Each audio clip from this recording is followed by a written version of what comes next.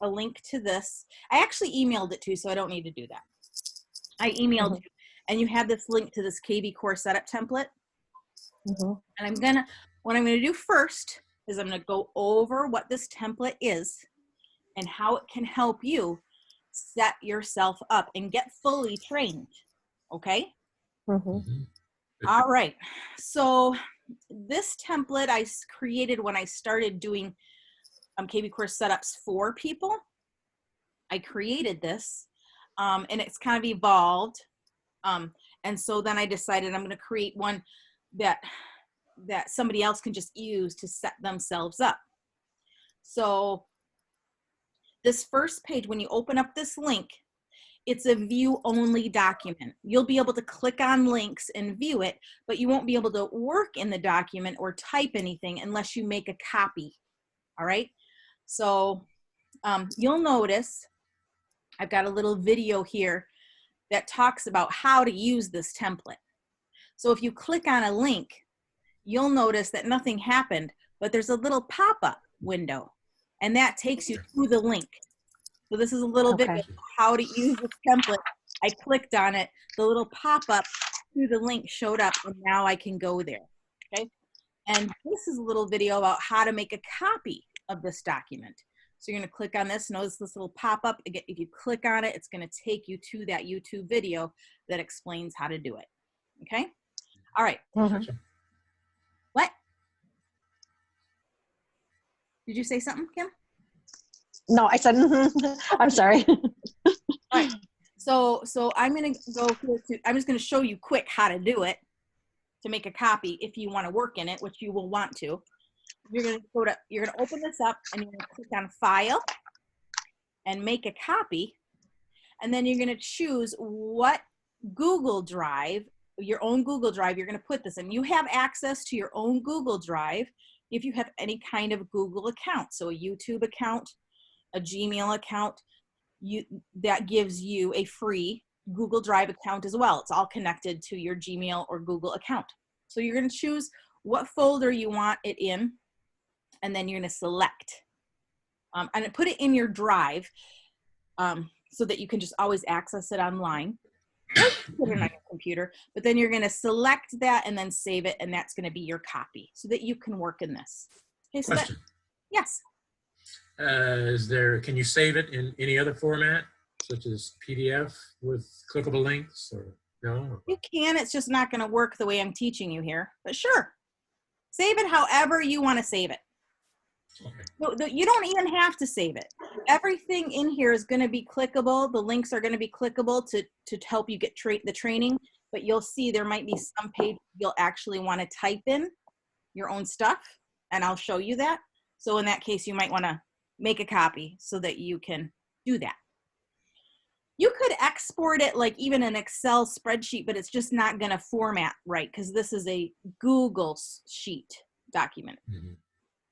Anyway, moving right along. So this front page just explains how to use the template, how to make a copy. I also have this little 4-minute prerequisite video, and really quick, let me just tell you what it says. It's like basically, hey, you need to have opted into kvCore to get access to kvCore, and this is how you do it. And then it says, hey, I am not tech support, but eXp Realty has paid staff that are tech support, and so does kvCore. So I talk about that. And then I talk about social media. So I'm going to talk about all that. So these are I'm just kind of pointing you what's on this first page. It just kind of introduces you to everything. I give you your steps of what to do. It's pretty straightforward. You just have to look at each section. Now, the other thing you're going to notice at the bottom, there is these different tabs. So introduction, domain and agent profile, SEO and custom pages, etc. They're all down here. Now, if you can't see them or you get lost, you can go here to the left-hand side. I sort of have this, in this blue column, it says links to template sections. And that's got, that links to the different tabs. So for example, if I click on this, nothing's gonna happen until I click on the little pop-up link, and it's gonna take me to the domain and agent profile tab. So let's start here. And again, I'm just going to do a quick overview of using this template, and then I'll dive into the nitty gritty. Okay. Mhm. So we're still in the using this template phase. Right. All right. So you'll see in this kind of bright blue color, it's got directions.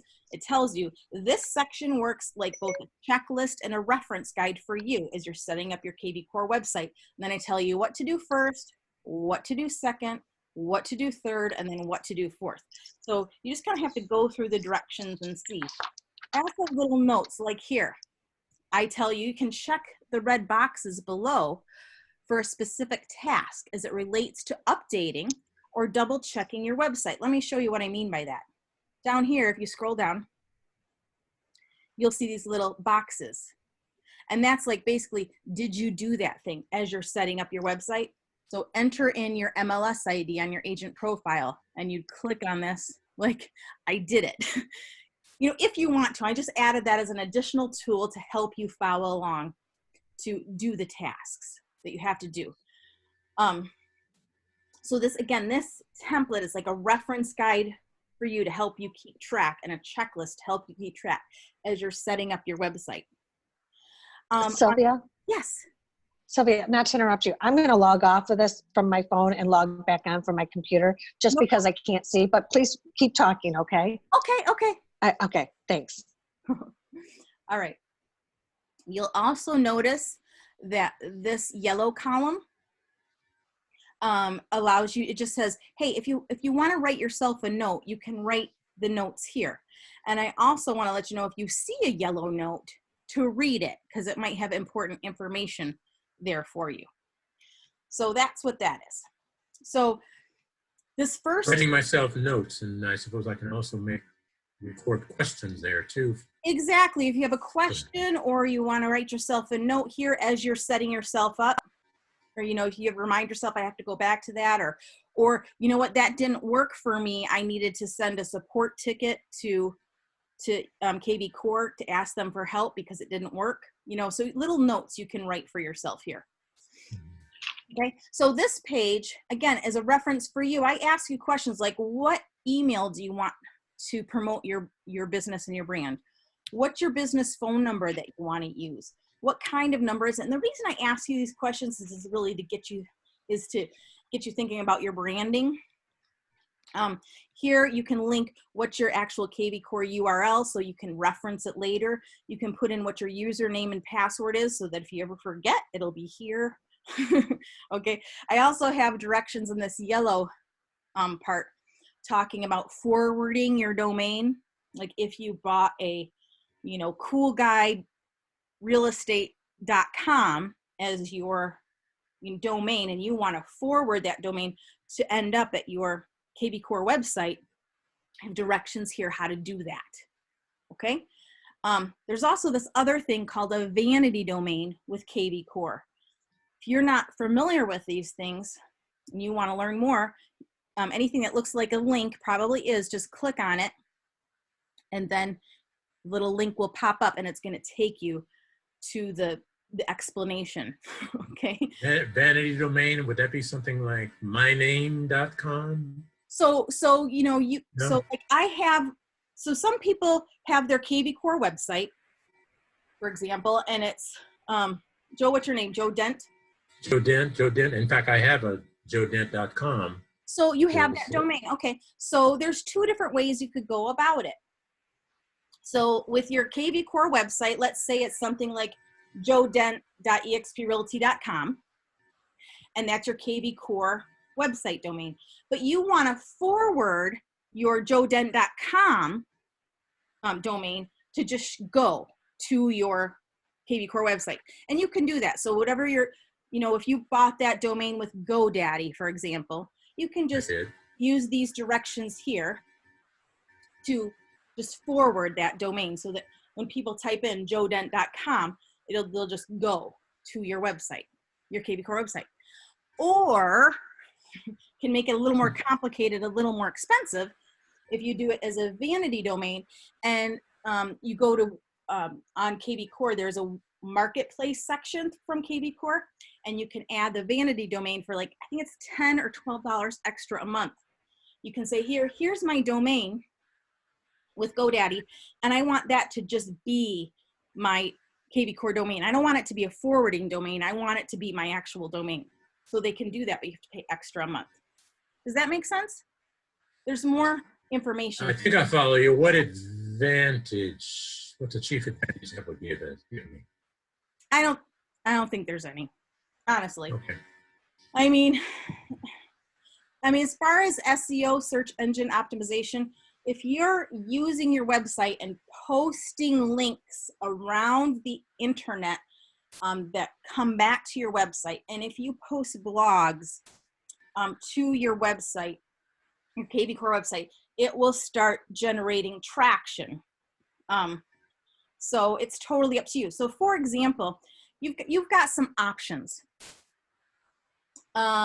So I'll just start with my kvCore website is just the way they gave it to me. It's sylviadana.exprealty.com. Nothing fancy, okay? I also have my own WordPress website. I had this because we had it before I came to EXP, and I wasn't about to get rid of it, so I didn't. So I just kind of rebranded it to EXP. And so that's shesellsgr.com. And it's going to take a minute to load because my internet's slow right now, but whatever. Anyway, so I have 2 different websites. And it's going to take forever to get there, so I clicked it up. But there's something else you can do with kvCore, and it's, let me see if I can get it to work. So oops, that's not going to work. The Leonard Group. The Leonard Group.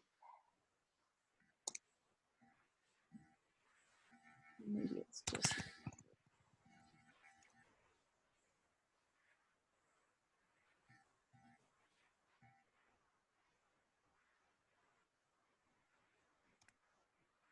I'm trying to remember how to spell their name. It's not. Hang on, I just want Leonard Group. LeonardGroup.exprealty.com. Nope, that wasn't it. The Leonard Group.exprealty. Hold, please. Oh, there we go. Okay. So I just wanted to show you this domain, the leonardgroup.exprealty.com. So what they did here is they branded themselves as the Leonard Group. So they're a husband and wife team. So instead of just having, but they only get one website, so instead of just having, his name, Ryan's name as, ryanleonard.exprealty.com, you can ask kvCore to change it to brand yourself to something. So they just need to leonardgroup.exprealty.com. It doesn't cost anything. Okay, it's just, it doesn't cost anything to do that. So I think you do that though through EXP Realty to change that. I don't think you do that directly with kvCore. I can't remember, but I think it's through EXP Realty that's who will change that for you. All right. So, but then the other option is to, and I can't think of what the guy's name is now, is to just do it as your name, or your branding. But instead of the EXP Realty part, it'll just be, leonardgroup.com or joedent.com, and that will be what the domain is. But again, that's a vanity domain, and that's extra a month. Okay. So if you want to learn more about that, you can click on here, vanity domain, and it's going to take you to an article all about it so you can learn about it.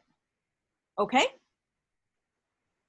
So that's okay. So moving right along. The next part is setting up your agent profile.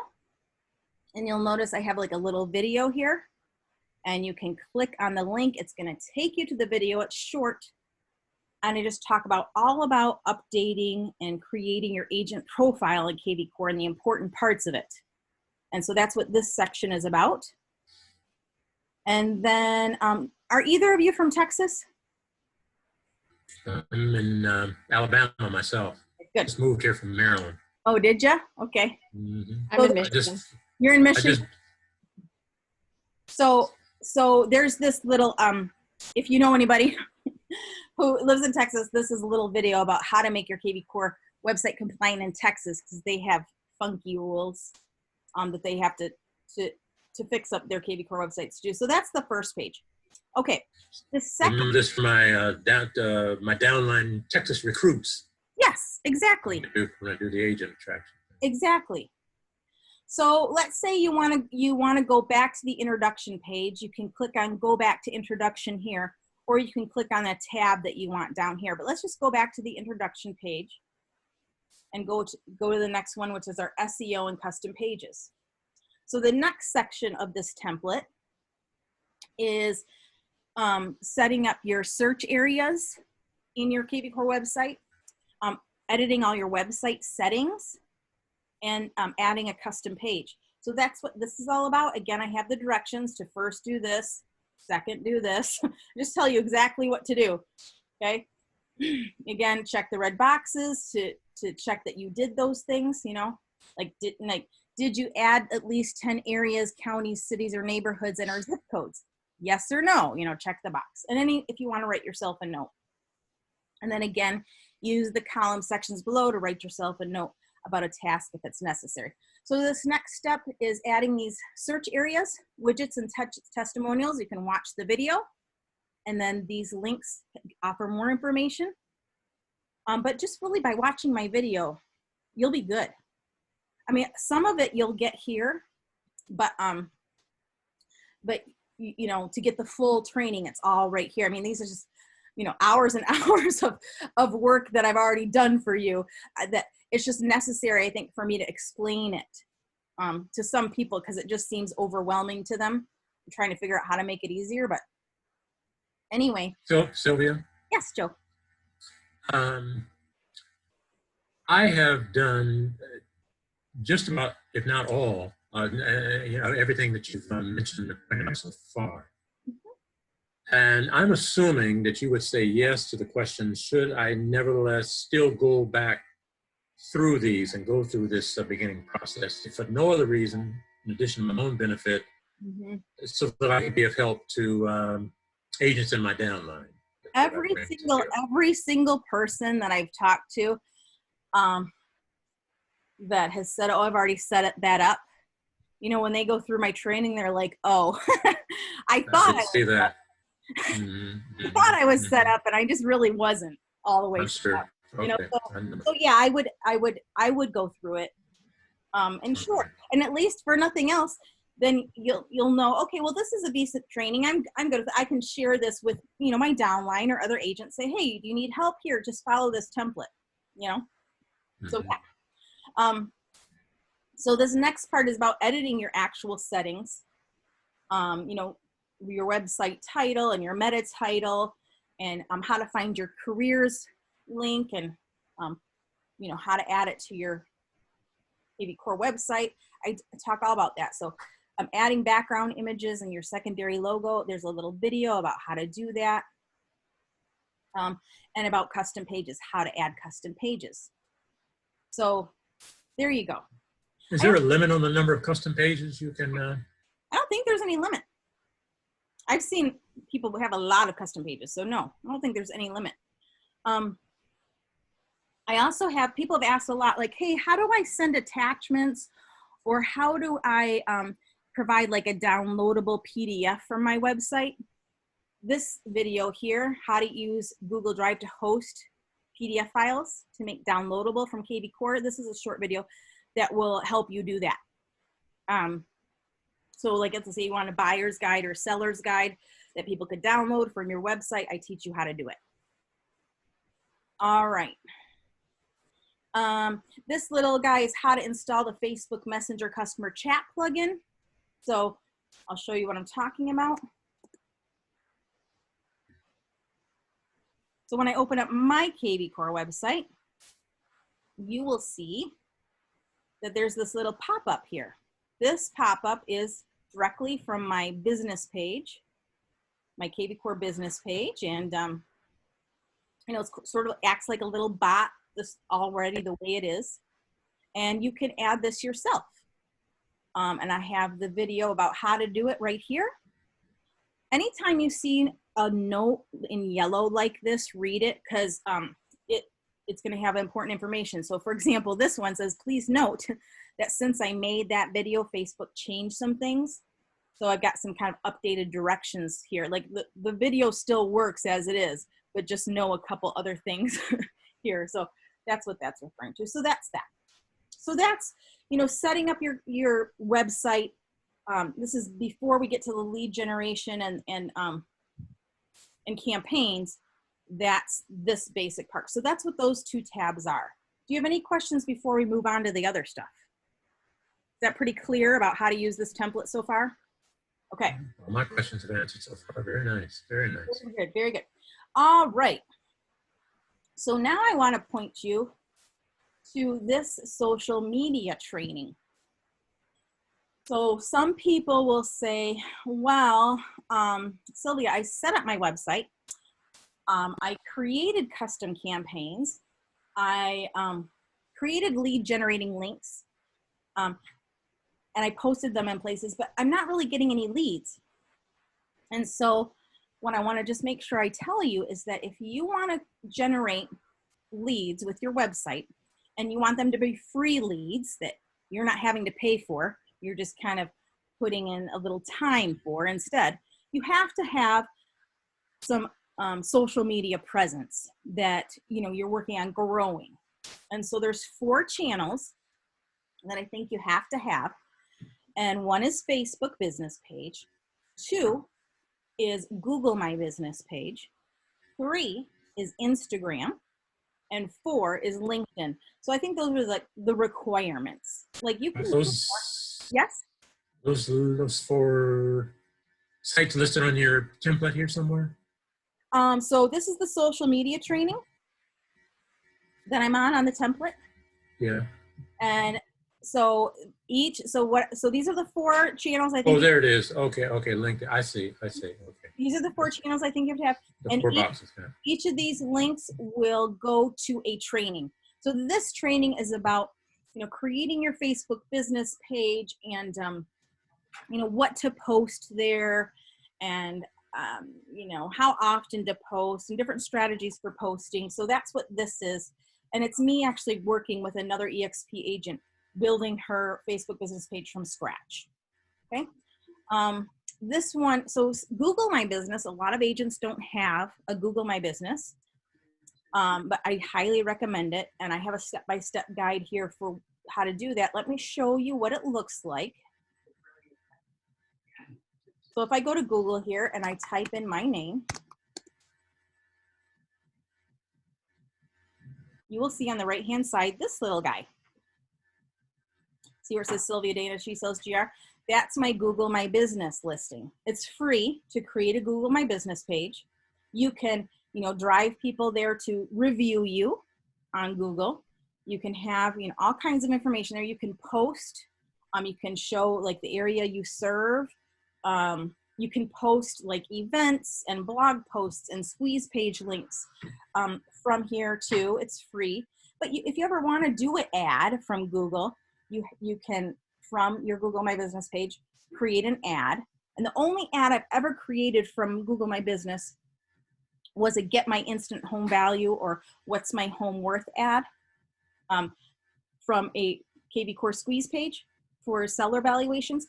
And that seems to work pretty well. So anyway, so that's that. And then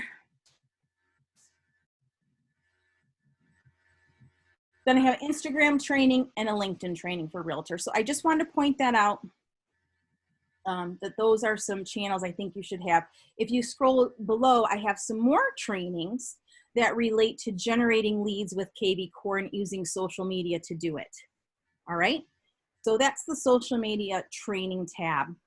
Including RPR, Realtor Property Resource. I see there. Yeah, I have this video, how to generate seller leads and follow up with RPR tools.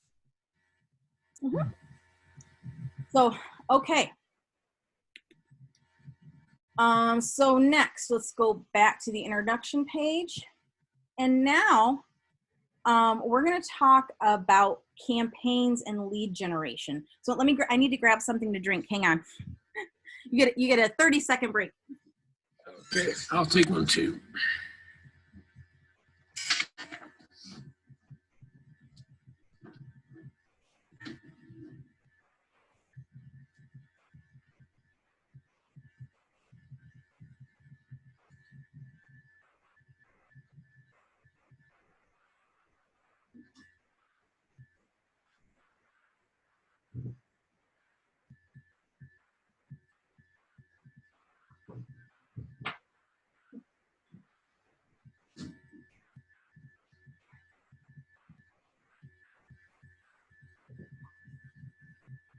Ezekiel. I got to take him out though.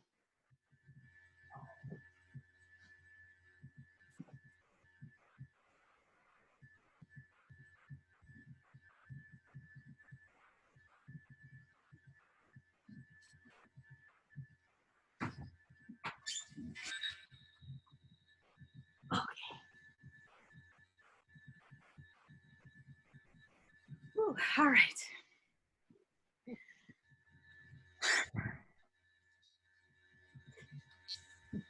I was sitting, so I still haven't like unpacked. So I've got like just like brand new hangers over there, and I'm like sitting on a what do you call those? What do you call those storage things? Plastic storage bins. Storage bins. Those plastic storage bins. I'm sitting on one of those. One of those I haven't unpacked yet. I just moved 2 months ago, Sylvia, so I know the feeling. Yeah. Yeah, I actually moved. It was like the same day as the shutdown. Wow. Silly. Mine was about a month before the shutdown. Yeah, you were lucky.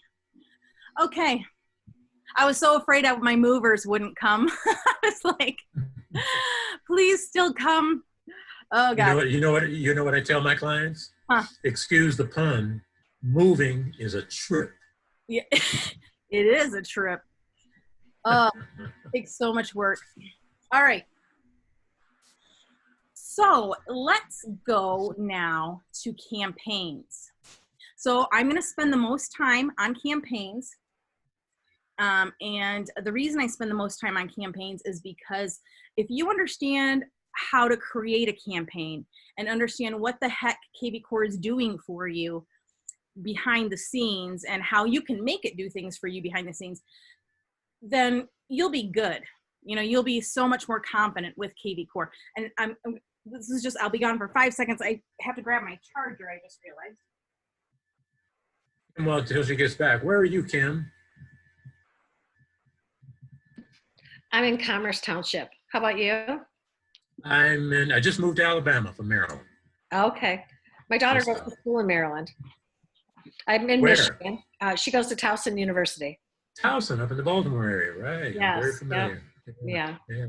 And her boyfriend's at the Naval Academy. Down in Annapolis. Okay, beautiful. Where did you live in Maryland? I lived in Charles County in southern Maryland. Okay. Mm-hmm. Right How do you there like- on the border between Prince George's and Charles. Okay. I love Maryland. I love going to visit her. Yeah, yeah. That Maryland was nice. I don't miss those hour to hour and a half commutes though. I know. I Yeah. know. See, that's the thing. I left Detroit when I was 19 and I moved up to Traverse City. And then, and then I lived in Pennsylvania for a couple of years. I lived in Boise, Idaho for a long, long, long time. Where in Pennsylvania? I lived in Philadelphia area in a borough called Phoenixville.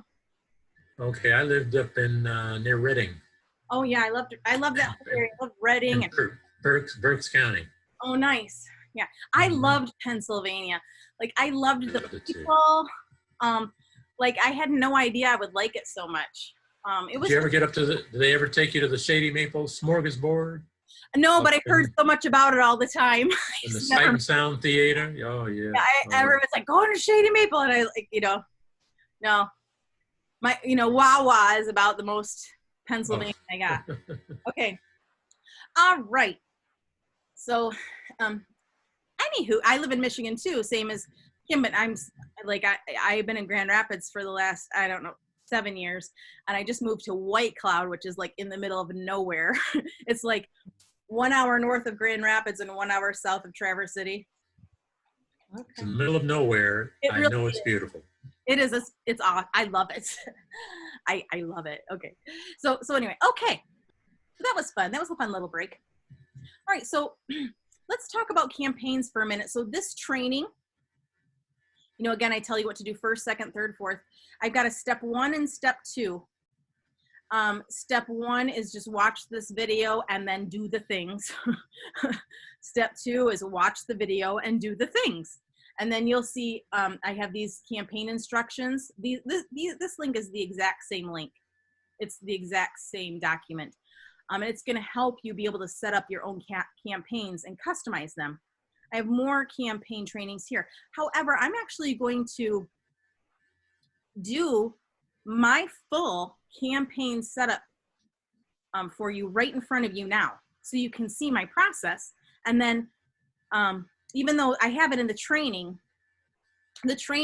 is there for you to just go back and reference in case you need it. But I think Training is in both text and video format. yes, exactly. In fact, I'll show you. So the this little guy here is the training document for my campaigns.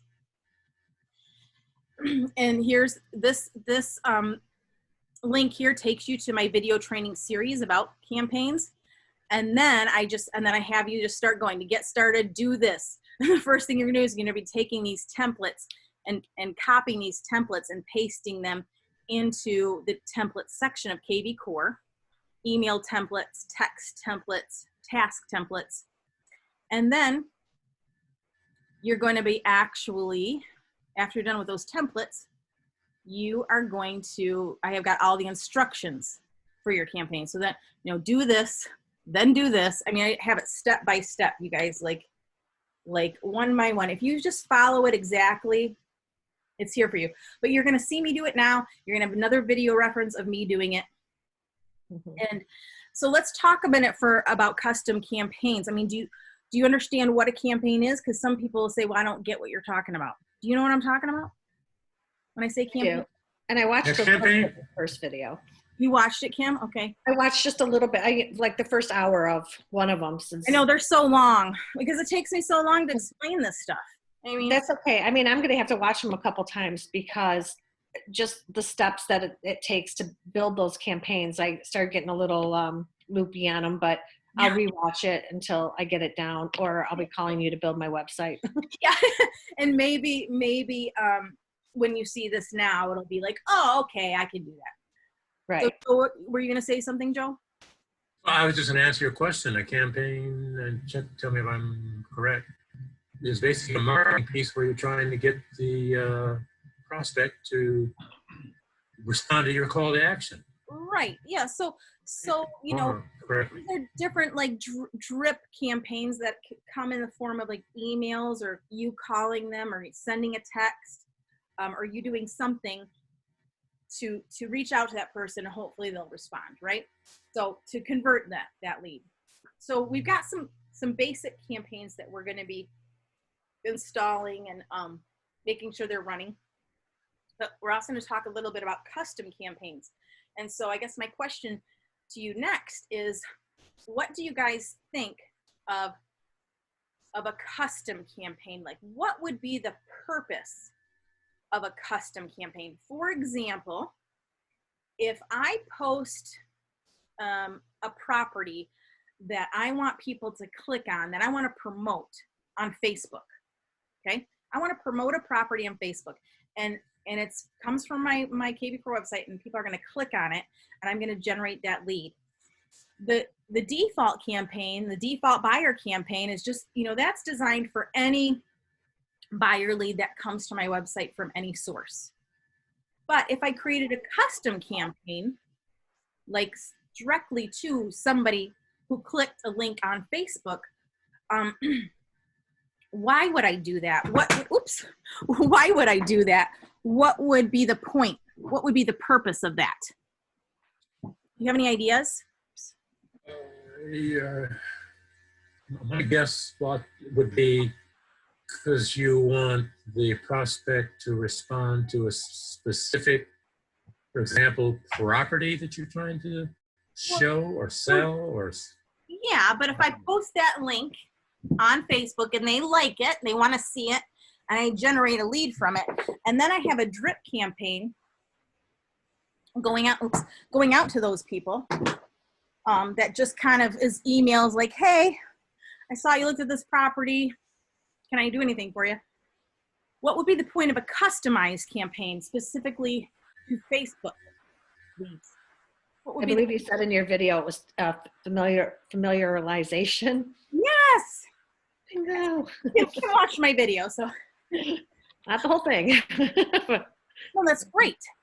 Well, explain that to me in short, brief. So basically you are creating familiarity. So when you want to convert an online lead, the best way to do it is they have to know who you are.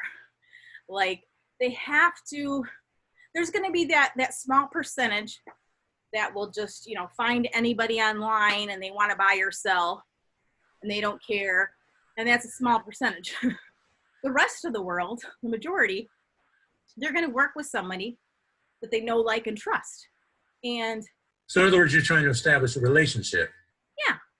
And so with Facebook, if somebody on Facebook clicks on a link, you just want to remind them that they clicked on a link on Facebook, and that's why you're contacting them. And it just kind of helps add a layer of familiarity. That would be an example. I'm just using a small example of building that familiarity so you can convert the leads. Because you can generate leads all day, free ones, or pay for them. But how are you going to convert them? So it's just another technique. That's why you want to do a custom campaign. All right. So let's do it. So here I am in my kvCore library. I'm in somebody else's kvCore. And they don't have anything yet. So it's like a blank slate.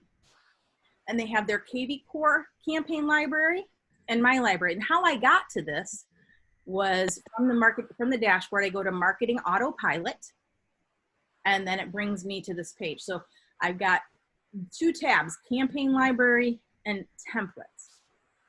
All right. So the first thing I want to do is I just want to download or add some default campaigns. So at least he's got some campaigns going right now, because right now he doesn't have anything. So let's go. So what we're going to do is, you see it says System Campaigns. There should be 23 of them. And we're going to first add to my library the Open House campaign. The Open House campaign, if we want to see what it does, we just click on the link where it says Open House once we add it. And now we can see what the heck it is. So it shows you that, it's 120 days long, and it has these different actions, calls and emails and texts. So if we want to see what's going to be sent out in this campaign, to see that, we can just click on Edit here and view the template. And now we can view what is the messaging that's going out. This Open House one is fine. It's good. I like it. Speaking of open houses, since open houses, I don't know how it is up there in Michigan. We can't do any right now. Since they've gone the way of shaking hands and hugging, is there a way to set a campaign up for, say, a virtual open house kind of a thing? You could use this in the same way, honestly. You could let's say I set up a virtual open house through, like, what, Facebook Live. Mm-hmm. And I get people to come and visit and attend my virtual open house on Facebook. Could a campaign like this be set up and used to follow up those visitors? Absolutely. In fact, for what I teach you today, maybe you'll take this open house campaign, maybe you'll make a copy of it, and you'll modify it to specifically point out that it was a virtual open house on Facebook that they attended. That's something you can do. But that's a great idea. So anyway, so there's going to be a text message. Were you going to say something, Kim? Or was that me talking? Okay. So then the next, they're going to get a text message 4 hours after they come to the open house. And then there's an email that's going to go out the next day, and it says that. So you can look at what the messaging is, and it's all fine and dandy. Don't stress about it. People get all upset about that they're not these perfect messages or the way they would say them. And I just would not worry about on some of these default campaigns.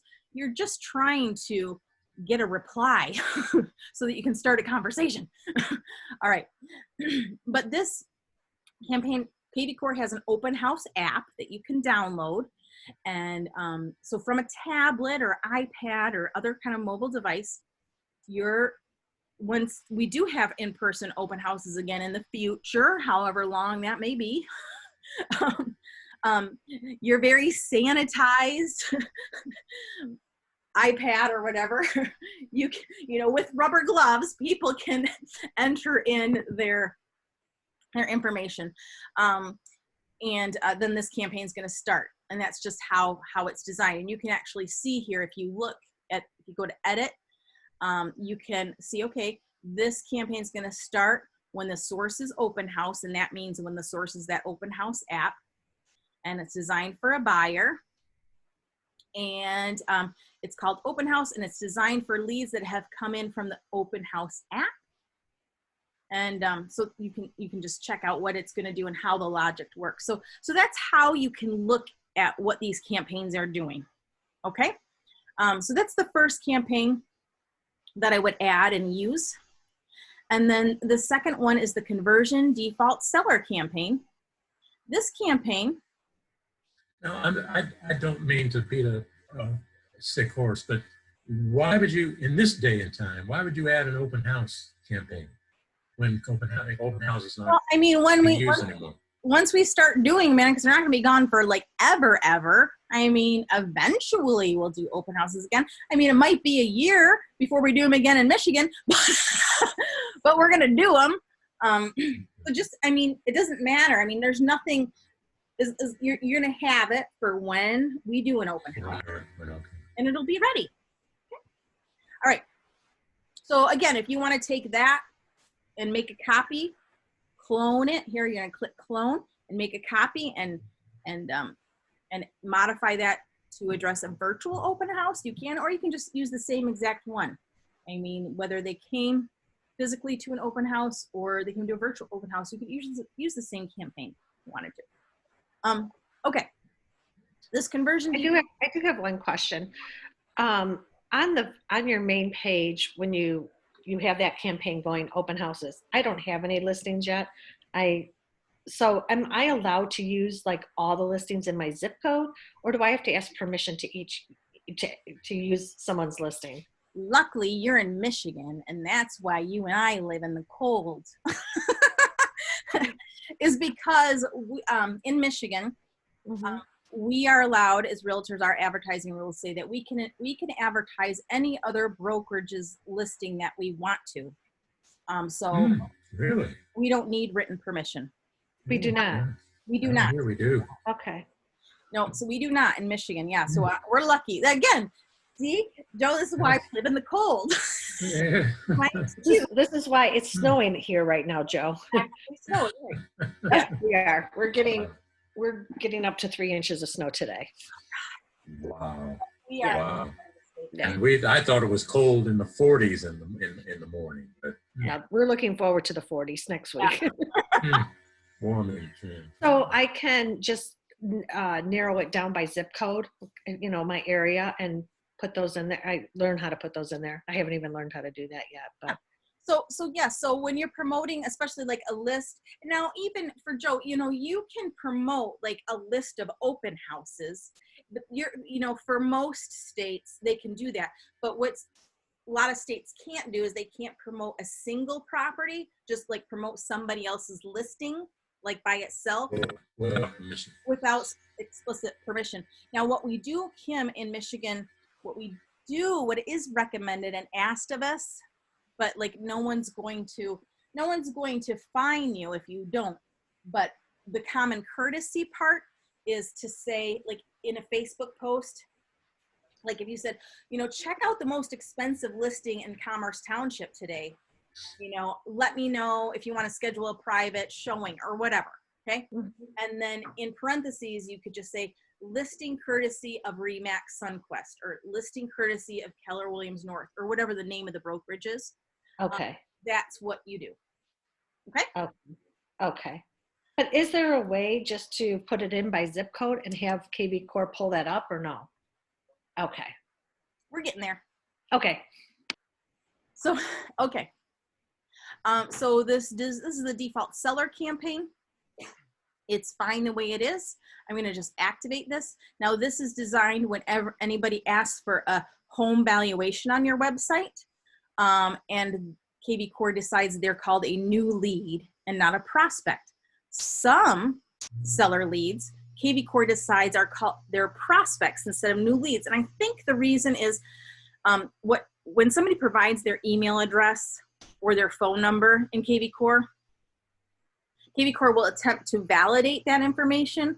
And if they can't validate something, it will be called a prospect. That doesn't mean the email is bad or the number is bad necessarily. It just means that it couldn't be validated for some reason. So kvCore decides they're a prospect and not a new lead. So if a seller requests their home valuation and they become a prospect, they're not going to get that default seller campaign, because they're a prospect, not a new lead, because that other campaign is designed for new leads.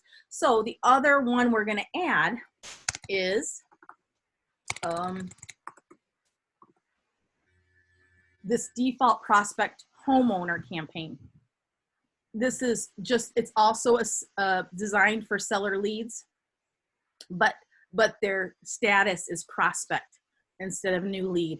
So it's just another campaign that's a little bit different for those other types of seller leads.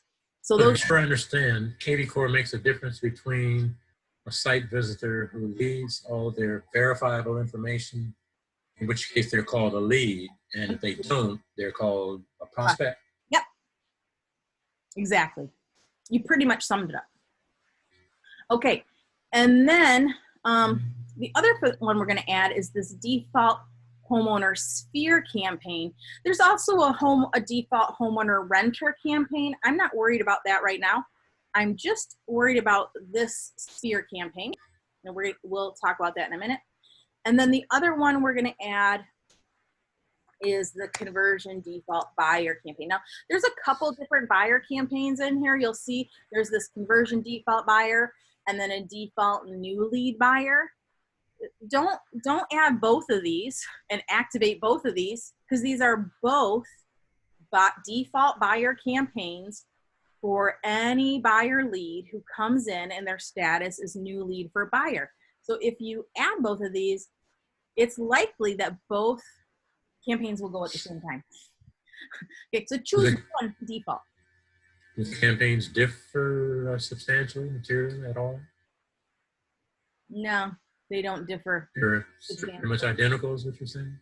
They're very identical. The only difference with the new lead buyer one is that there's a lot more tasks and call tasks for you as the agent that are just unnecessary. So I don't use that one. Okay, so the ones we're going to activate are the open house, conversion sellers, conversion default buyer, default prospect homeowner, and we're going to wait to activate the sphere homeowner one. Before we go further, what I want to do now that we have these basics in here, these are like the essential campaigns, I would say, is I want to take those templates that I showed you, and I'm going to add a bunch of templates right now, okay? And then I'm going to create some campaigns right in front of you, all right? So wait, so repeat what you just said. Make sure I'm with you. You have campaigns that you have downloaded. So now you're going to do what? We added these campaigns from the kvCore library, and I would call the essential campaigns, like campaigns you should definitely have activated in your kvCore right now. Okay, but now what we're going to do is I'm going to be showing you how to modify some campaigns and do some custom campaigns. So we're going to switch gears now, and we're going to go to templates, and we're going to add some new custom content in here that we're going to be able to use for our campaigns. Okay, so I'm going to go to my little handy dandy document here, and I'm going to start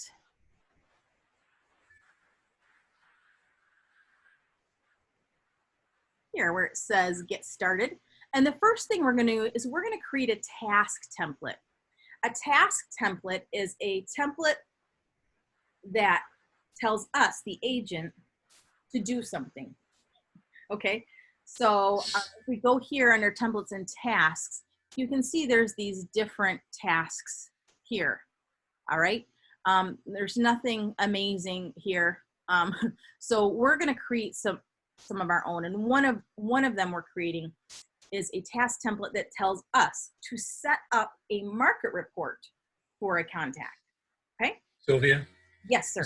I hope this is not too dumb a question. What's the difference between a template and a campaign? So a campaign is the whole action plan, the entire action plan for a buyer, for example. So the default buyer campaign is like, hey, here's all the emails that's going out in this particular campaign and all the tasks you have to do and calls you have to do for this particular person. Okay, whereas a template, it's just the actual action itself. It's the individual task, it's the individual email. Okay, that is That's one of right. the actions. Okay. That's what I thought, but I just want to be sure. Okay, so we're going to go to templates here. We're going to go to add template, and we're going to go to task template, and we're just going to paste the content, set up market report. So this is just a task for us, and I'll show you how we're going to be putting these actions into a campaign. So don't worry. So I'm just kind of taking you through my process. So the first thing we did is we just created a task template. The next thing we're going to do is we're going to actually create a text message template.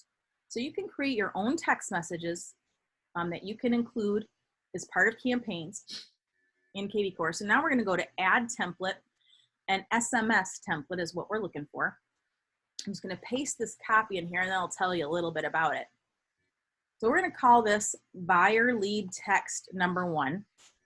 And here's the content. It just says, hi, lead first name. So it's going to fill in the data from the lead. So let's say the lead's name is Sylvia Dana.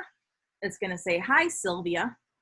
I noticed you viewed, and then you'll see it has lead last property viewed. So it'll say, I noticed you viewed 123 Main Street on my website. Is there anything I can do for you? I'm here to help.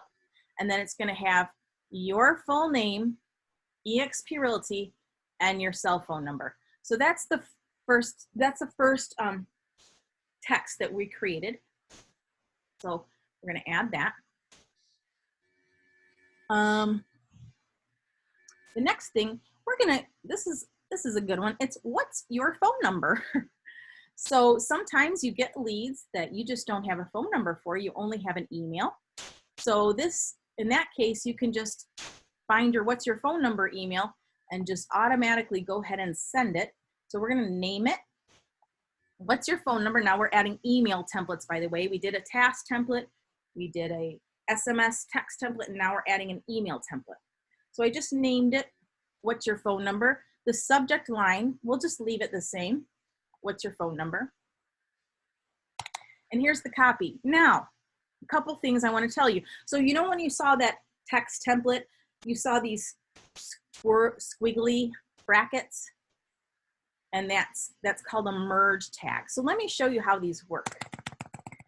So let's say you're typing up your own email template or text template, and you want the program to automatically fill in what that person's name is. Okay, so you're going to say hi, and then you want their first name to go in there. So what you do, there's this little sun image. So we're going to click on that little sun, and then it gives us options for what data we want grabbed to put in an autofill into the email. So we want the lead's first name. Okay, So hi lead first name. And then I just say, do you have a real estate question? Reply back What with was it? What was the icon on the toolbar? Show me that again. this little sun. It looks like a little Oh, the sun. Gotcha. I see. star or a something, little bird. Okay. Yep. And it's got other stuff in here, like the lead, you know, their lead full name, their phone number, the last property they viewed, you can fill in. You also have your agent information. Also, whatever lender you have in there, that's your primary lender, you can put in their information. Okay. You can also put in listing information. Okay. So that's that. So the other thing I want to tell you about email templates is whenever you take copy, text that you got from a different program. So like, a PDF document or this Google document that I'm working in, or Microsoft Word or Notes, whenever you paste content in from another program, you're going to want to select the copy that you pasted in here and change it to kvCore's paragraph styles. So one thing to understand about kvCore emails is they're in HTML-based emails, not just basic text message. And what I mean by that is HTML creates certain styles and decides how text will look, what font the text will show up in. And so what we want to do is we want to just select the copy and make sure that when it's sent in a way that looks nice when kvCore sends it. So it'll match all the other text that comes with kvCore.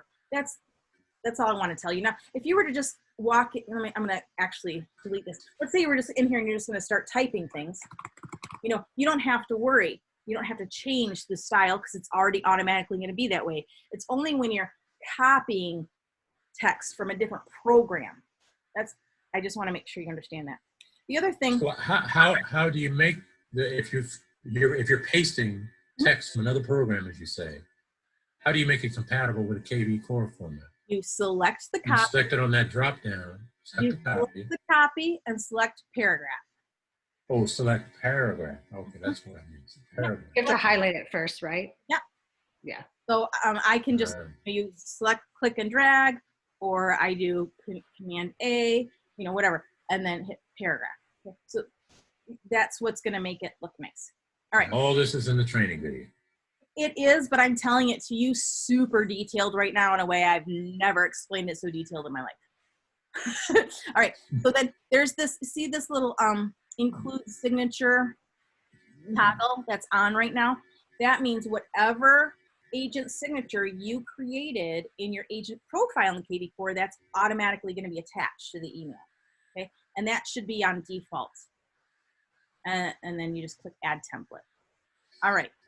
So now that you kind of understand about how to add task templates and email templates and SMS templates, now I'm going to just go really fast and tell you about some of these templates as I'm putting them in there. This one is the first email in the Facebook buyer campaign. This is an email that's going to go out the day after a Facebook lead comes in. If you've set it up this way. So if you created a squeeze page to activate this campaign, and we'll be going over this, so don't stress out. But for your leads from Facebook, it just says in the subject line about the property you viewed on Facebook. And then it just says, hi, Sue, or whatever the person's name is. I noticed you viewed 123 Main Street, posted on Facebook the other day. And it's got like a little short and sweet message. And that's going to be the first email in that campaign. The next email we're going to add is my favorite campaign. And I would say the campaign that's most likely to convert. All the campaigns will convert, but this is just most likely to convert, okay? So this is called my seller share campaign. The seller share campaign is for when you do have a listing. So Kim, you said you didn't have listings right now. I don't have any new listings right now. I'm all out of listings.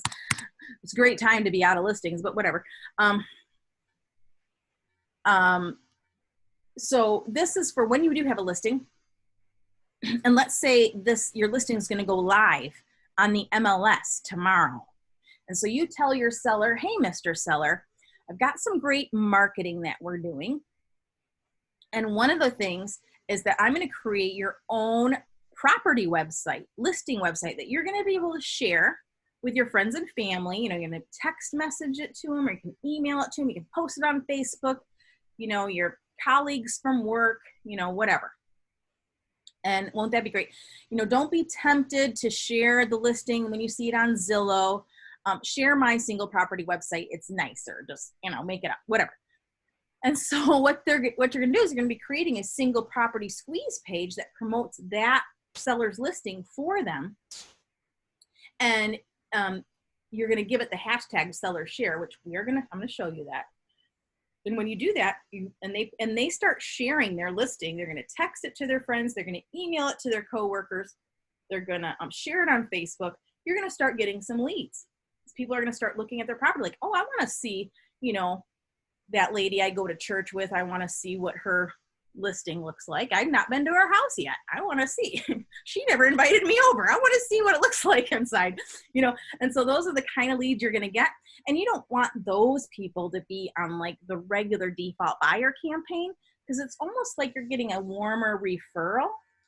Now, these leads aren't going to be people that are going to be ready to do something tomorrow, but maybe in a year, you know. And so this is just, you're kind of just testing the waters to introduce yourself. So the first email they're going to get is about your friend's real estate listing.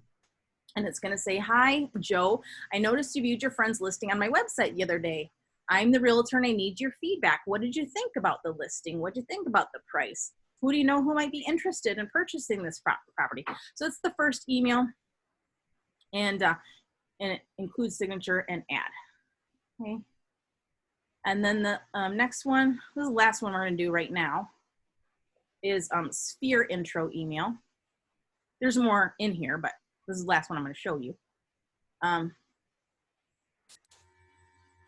So now is the sphere intro email. So there is a sphere campaign, but we're going to customize it a little bit. And one of the reasons we're customizing is because the first email that's in that default campaign I don't like very much. And I especially don't like it in these times because it says, I was showing homes in your area recently and thought of you. Well, I can't even show homes right now in Michigan. I mean, hopefully in a couple of weeks I will be able to, but it says that I was showing homes. And so, and also, but I don't know if that person like lives across the state, or maybe they're my Aunt Leilani in San Diego, California, and I don't want her to get that because I was not driving around in San Diego the other day. You know, so I don't like it. So I changed it. So this is called Sphere Intro Email, and it just says checking in with you. And then it just asks, hey, I wanted to check in and see how things are going. I've got a market report for you I'm going to start sending to you. You know, let me know if you have questions about it. Let me know if you just want to catch up. Talk to you soon. You know, short, simple. Just, you can send it to anybody, you know, and add it. Okay. So we just added some templates. So you could add your own. You could create your own. You know, you come up with your own fantastic idea for a campaign and put your own templates in here. But now that we have our templates in here, I'm going to show you how to modify some campaigns. So let's go back to our campaign library. And we are going to go to that default sphere campaign that was in there. And this is where it kind of gets hairy. Okay, so we're going to go slow. And let me guess. Yeah. You have these campaigns that you have downloaded. Now you are going to add templates to the campaigns to make the campaigns basically do what you want them to do. Start forming these relationships, the familiarization. And just custom. Am I correct? Exactly. So we're just going to tailor this campaign to more how we want it. So here's this default Sphere homeowner campaign. And let's look at what it does the way it is. So this is on default. We haven't done anything to this campaign yet. All right. So this first thing that says immediately it's a checking in email. You can see it's the name of the task is, or the action is checking in, and the method is an email. So we're going to click on it and see what it says. And it's what I told you. It's like, I've been showing you a few homes in your area and thought of you. I mean, it's fine. I don't like it. Okay. So we're going to delete that. Okay. So how you delete it, you see this little X? You just click the X and say, yes, I want to remove that action. Now it's gone. Okay. The next thing is it's a task. It's called a Sphere check-in task to us that the system tells us, the agent, to do. And all this is, it just says, tells us to create a task for the contact. And that's silly. We're going to delete that. We're going to leave the rest of it. But let's just add those other actions now, those modified actions. So now we deleted a couple actions, and now we're going to add some. So I'm going to click Add Action, and we're going to add an email, and we're going to search for our email. And it's Sphere Intro Email. There it is. We can just double check. Oh, yep, there it is. We're going to name it the same thing, Sphere Intro Email. We're going to have this go on day 1, and day 1 is the day after the lead comes in. Okay, so that's what day 1 means. And we're going to add it. Or the day after we activate the campaign, or we trigger the campaign. That's when it happens. Okay. Now, you'll notice on day 35, there's a text message that gets sent that basically asks them, like, hey, did you see the monthly real estate report I sent you? Was it helpful to you? Did you like it? Okay. So that real estate market report, we need to set up for that contact. So we need to give ourselves a task to actually do that for that person. So remember that task we created, set up market report? We're going to add that action in here. So create the task, let's click task. I'm going to search for it, set up market report. There it is. We're just going to name it the same thing.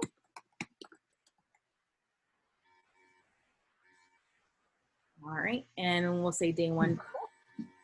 Ta-da, there it is. Okay, so Would you repeat that?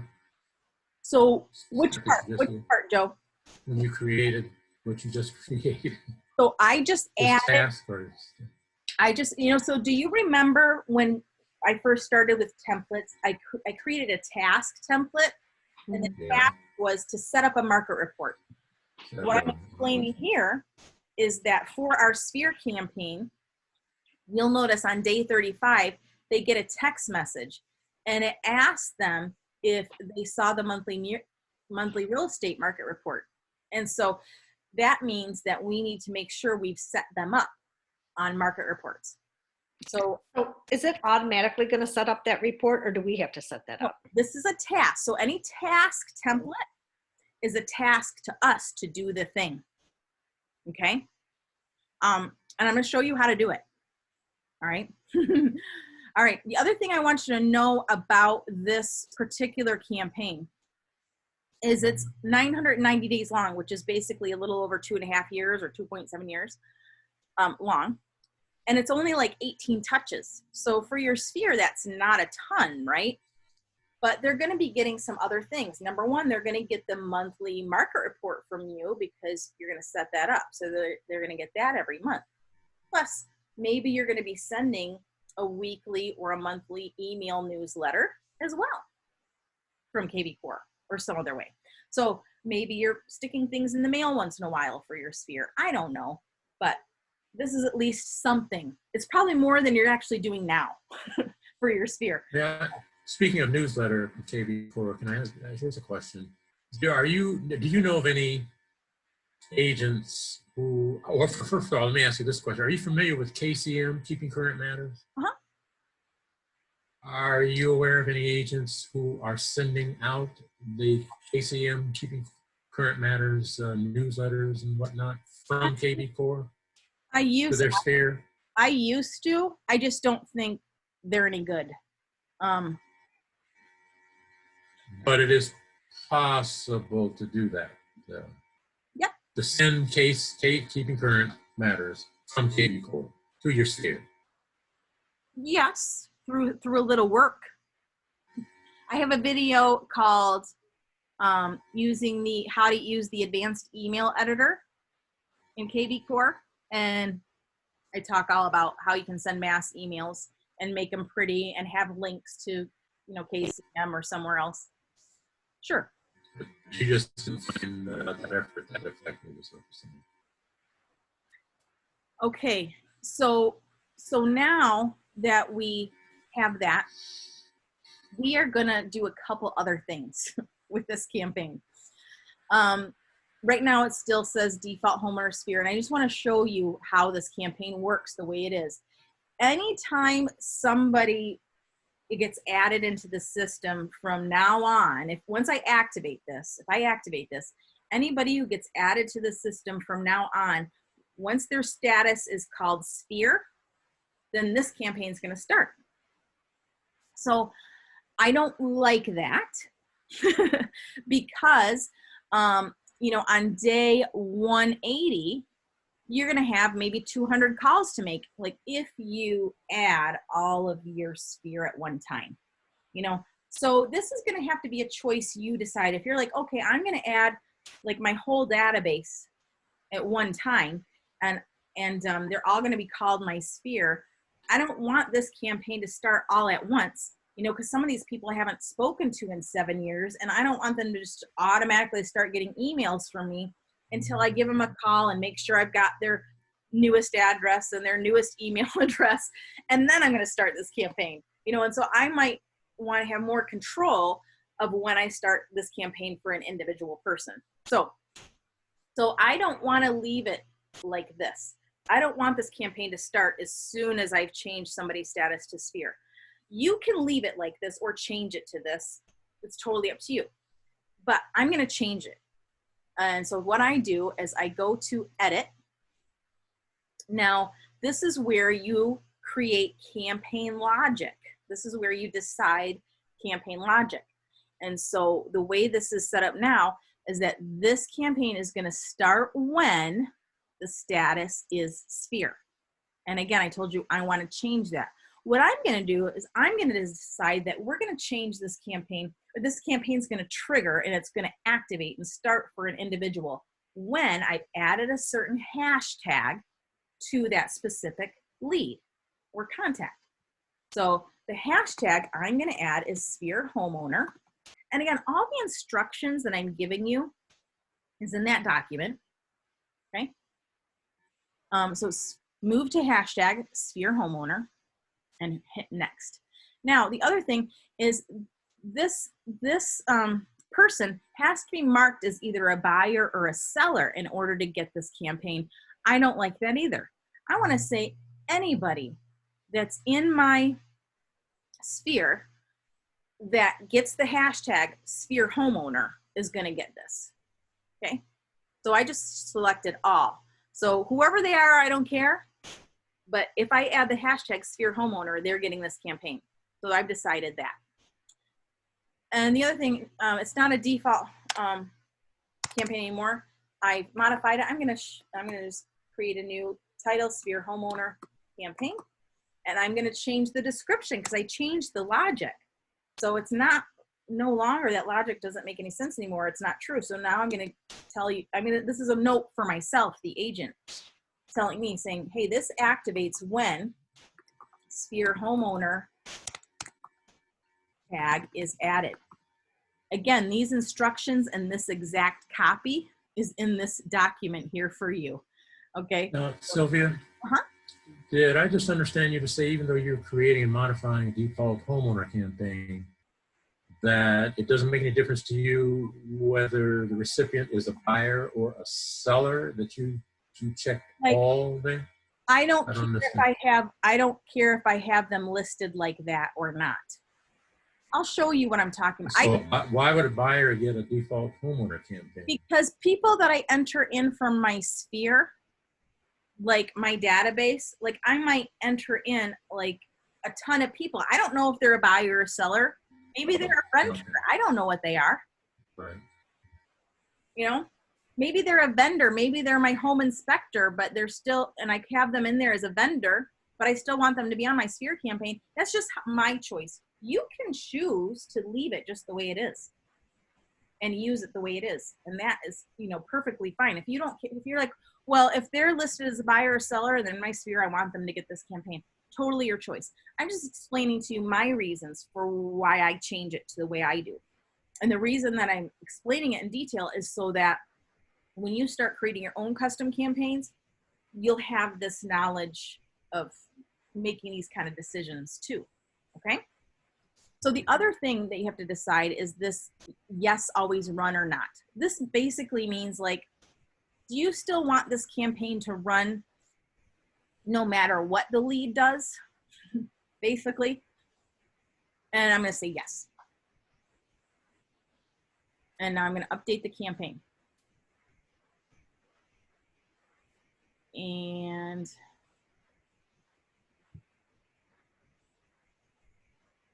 it didn't change right away, so I gotta make sure it worked. I clicked update, but I might have been impatient as well. So we will wait for it to do whatever it seems not to be doing right now. I'm not very patient, and this bad internet is not helping me.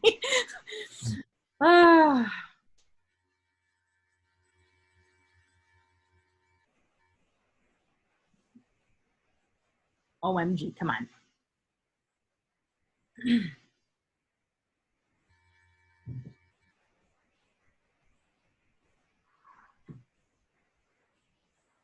Hang on, guys.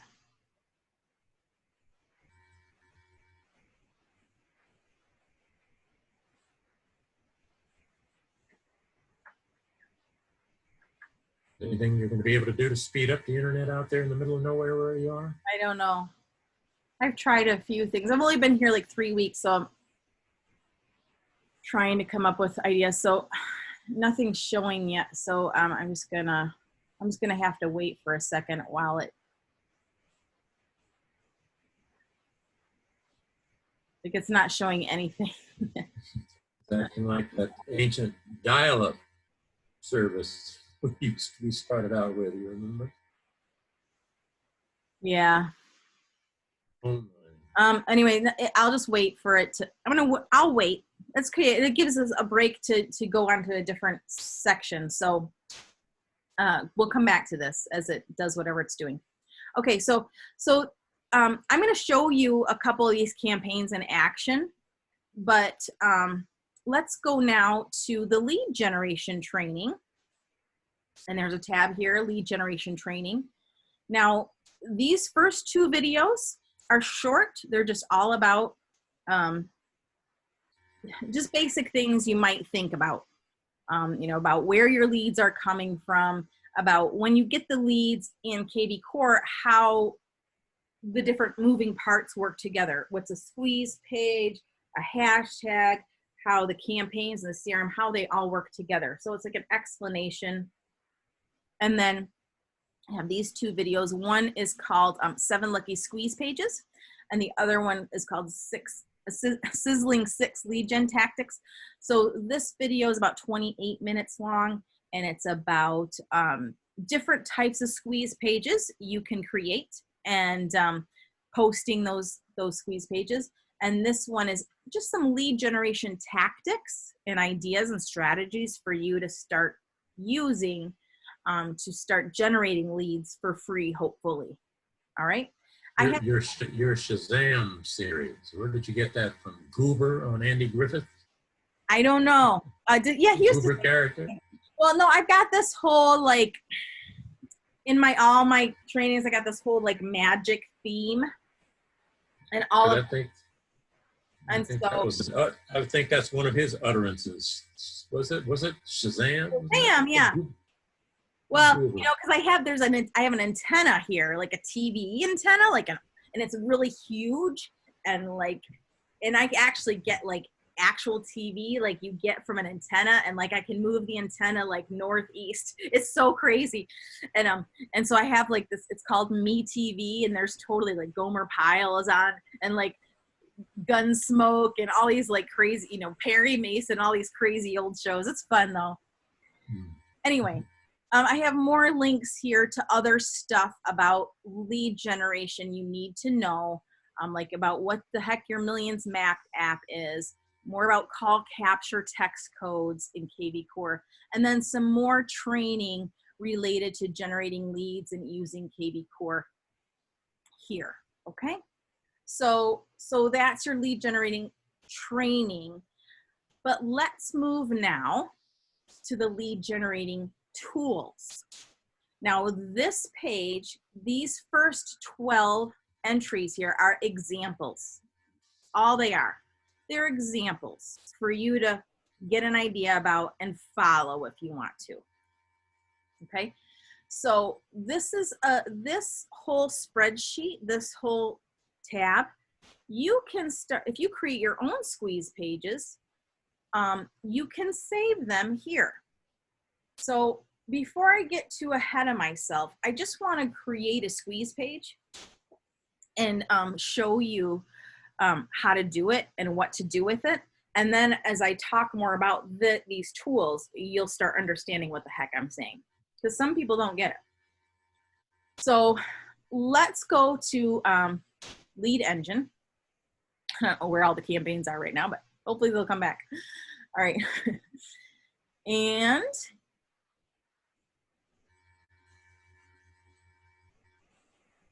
we're under Lead Engine, and then see here where it says IDX Squeeze Page. This is the section we want, and you're going to click on your domain and then click on Start Building. Have either of you created a squeeze page yet? No? Okay. So let's answer your question, Kim, about, you know, taking a zip code and creating a list from a zip code, let's say. I'm working in Jeff's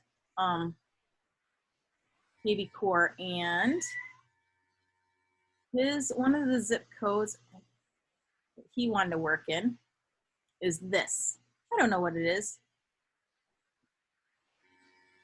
All right, so 19047. So let's do this. So we've got here where it says area. You can put in a city, a county, or a zip code as an example for your area. You could also draw a map. So let's say you want to draw a neighborhood. You know, you could draw a map of a neighborhood. But we're gonna just put in an area instead. We'll do it by zip code since that was your question. Of course, that one doesn't want to pop up. Sometimes they give me ones that don't come up. Unless something is going on with his kvCore and that's why our campaign stopped, which is totally possible. Yeah, something's happening. Let's see. His kvCore might be broken. I'm going to go to mine. I'm going to go to mine and see if mine's working. I think his just stopped kvCore. Sometimes when I'm like, oh, why do I do stuff this late at night? What? kvCore might be down, you guys. Wow. Because it's not letting me log in. Think a restart might help? No. I think kvCore has an issue right now, is what I think. That's why those campaigns went away. Want me to try to log in? Sure. Yeah, you go ahead and log in on your end. That's a great idea. Let me see. And then we can even share this. You could, if it works for you, we'll share the screen, and then you can share your screen. Are you talking to me on a phone or your desktop? Computer. Oh, you are. Is it logging in for you? How about you, Kim? Are you trying it too? Nope. Yep. I see the same thing. Oh, you do? Same thing. Yeah. kvCore could be down right now. Sorry, you entered an incorrect username. Same. Yeah, it did the same thing to me. Okay, here's my fix. We're gonna watch one of my videos together where I'm explaining this. That's what we're gonna do, and I can answer your questions. let's see, let's go to watch my lead generating trainings. Let's go to 7 lucky squeeze pages.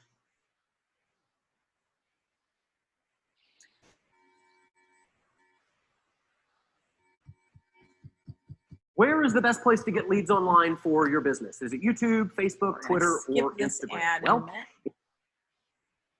Okay, to generate free leads, I'm gonna try to fast forward to where it is. Two is a multi-property squeeze Okay, pages here it is. for open houses. Okay, ready? Ready? So here we are on a kvCore dashboard, and we are about to create some squeeze pages. Can you hear and see this, you guys? All right, and the way that we It's do that fine. from our kvCore dashboard, we're going to go here on the left-hand side where it says, we're going to go Can't to read anything, but I can see. That's okay. create lead generating links, okay? Lead engine. Here we go. Now we go to IDX squeeze page because we're going to create squeeze pages. And then we're going to click select a domain, and most all of you are just going to have this one little itty bitty domain that's yours here. You're going to select it and you're going to click start building. Okay? All right. So we're at multi-property squeeze pages. That's the first one. What multi-property squeeze pages means is we're going to create a list of similar types of properties that we think people will be interested in. We can do a variety of different things. Homes with pools that are in this city. We can do fixer-uppers in this zip code. We can do homes that have at least 4 bedrooms and at least on 1 acre in that township. I mean, we can do a variety of things. What we're going to do right now is we're going to just create an open house list for a zip code or a city or a county. So you're going to pick, I'm going to pick just Grand Rapids, make my life easy, the city of Grand Rapids. And now we're not going to worry about drawing a map tonight. You got to come to my other classes for that fancy stuff. All right, listing type. So for me, I just want to do single family homes, and I want to do condos. Those are the 2 types of, for me, that I have here that I want to do for open houses. Now, some of you in different areas will have different things that come up, like you might have something like boat dock, or some of you might have townhome. You pick the ones that you want to show up in your list. But I want single family homes and condos. I don't care about a minimum price or maximum price right now. I don't care about that. And here under options, now there's a huge list of options, but because the way kvCore is, and I asked for feature request, because I have a Mac, I can't scroll down to see this whole list. So basically what I got to do is just know it by heart. And I'm going to type in open house. Okay. So it's going to show me all the open houses because that's one of the options. So just start typing open, and then when it automatically pops up, I'm going to do it again. See, it just pops up. I'm going to click on it, and there it is. That's the option. Now, I don't want you to worry today about sources or hashtags. We're not going to worry about any of that crap today because we're doing this quick. And you don't need to have that stuff to get the leads. When you get better at this, then you can start worrying about that. All right? So we're not going to worry about the source. We're just going to put the source as general. And I encourage you to do that same thing. Just do general. We're not going to worry about it. We're just creating links. If you really want to do a hashtag, with the reason the hashtag can be good is because then you can find that lead who is interested in that thing. So let's pretend we were going to do a hashtag, and this hashtag is really just to find it in our CRM. So when you get the leads and we're looking for the leads that came in through the squeeze page in our CRM, maybe we can find it. So you can, you can just say OH for open houses, and then I'm going to say Grand Rapids. So maybe you could do OH in your zip code or whatever it is you chose, or you don't even have to do it. Okay. I'm not asking you to do that. The next thing is Facebook cover photo. We're just going to use listing from search results for right now. Property views allowed before registration. What this means is how many pictures are we going to let people see before we force the registration, before we ask them to log in with their Google account, with their Facebook account, or with their email address. I used to try to do 3 to 5, but you know what? That's a lot of views. And I decided, you know what? I don't know. The whole reason we have this is to generate the lead. If somebody doesn't want to look, you know, at the third picture, then fine, they don't have to. But after they see a couple, they might be interested enough to actually go ahead and just log. And I want to pause that for a minute because here I'm talking about what this is referring to, like how many property views. Now it used to be with kvCore, it had to do with how many images of a property somebody looked at before they were asked to register. But this is actually in reference to how many actual properties they can view. So if you had an open house list or a reduced properties list, or a list of like all the properties like under $200,000, all the properties over $500,000, or all the properties with at least 3 bathrooms, or whatever you decide you want to create here, it's going to give you a list, right? That's the hope. I mean, you want to have some sort of decent results. So after you create this squeeze page, you want to make sure there's a decent number of results. Like, I mean, even 6, it just depends. Like I did a squeeze page, like all the adult 55 condos for sale in a certain county, and there were only like 5, but I thought that was fine for what it was in my area. So you have to decide, you know, how many results are good.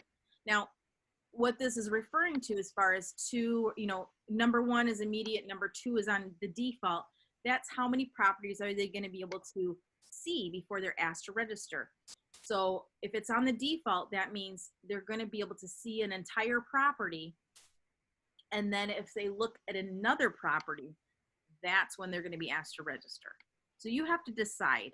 I like nowadays, I'm just putting this all on immediate. Like if they want to see anything I post, I say immediate. So and that's just how I do it. You can choose. You can choose. I mean, that's what I'm referring to there. Do you have any questions so far before I finish this part of the video? Or is that good? No, can you hear me? Yes.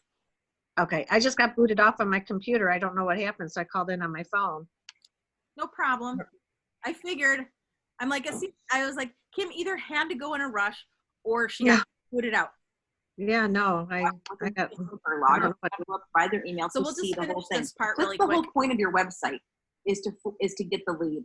So I'm just going to leave it on default, and then I'm going to generate the link. Now for this first explanation of squeeze pages, I'm going to say this. I've said it in a lot of my trainings, but I'm going to say it again here this one time. When I click generate link, you have to click generate link after that you've selected everything else. So if I go back in here and change anything, I have to regenerate the link again if I want those changes to take effect. Okay, that's one thing I want to tell you. The other thing I want to tell you is that there's 2 links that have been created here. One's a long link and one is a short link. If I take a copy of this short link and put it in the URL up here, I'm just going to click a new tab and I'm going to paste this into the URL at the top. You will notice that it automatically converts to the long link. And what it converts to is the same exact long link that was generated inside kvCore, which is here. So it's the same exact link, okay?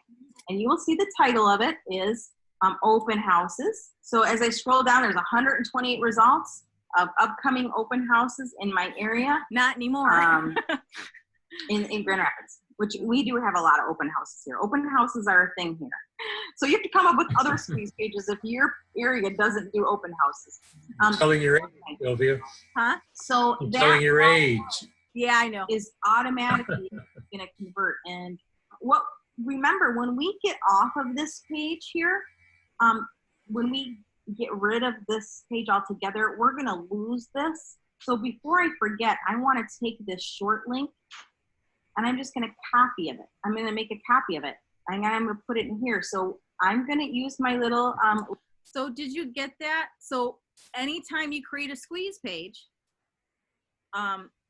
you know, if you want to, you know, post that now to Facebook or send it in an email or a text or put it in a blog post or put it on LinkedIn, great, do that.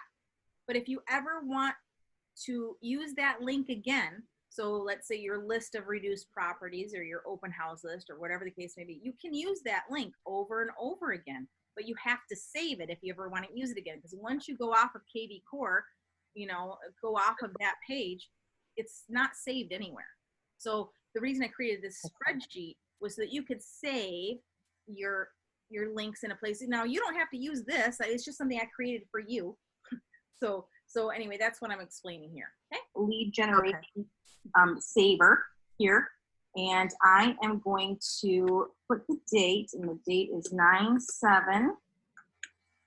And it's got a little drop down here. It is a multi-property squeeze page, so the type of squeeze page you made. And this is open houses in Grand Rapids.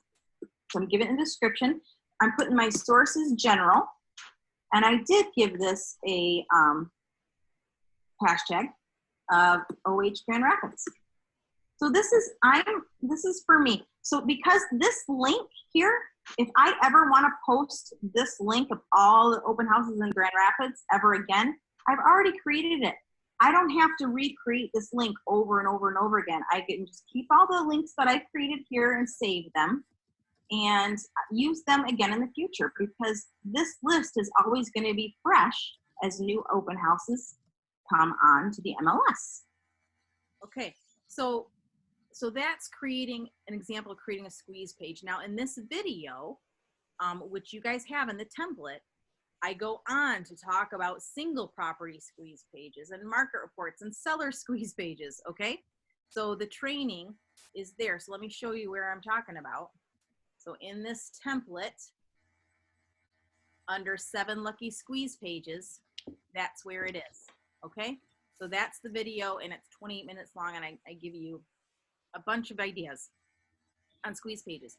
Now, let's hopefully see about a couple ideas for posting. I just want to show you one thing here. So stick with me for a second.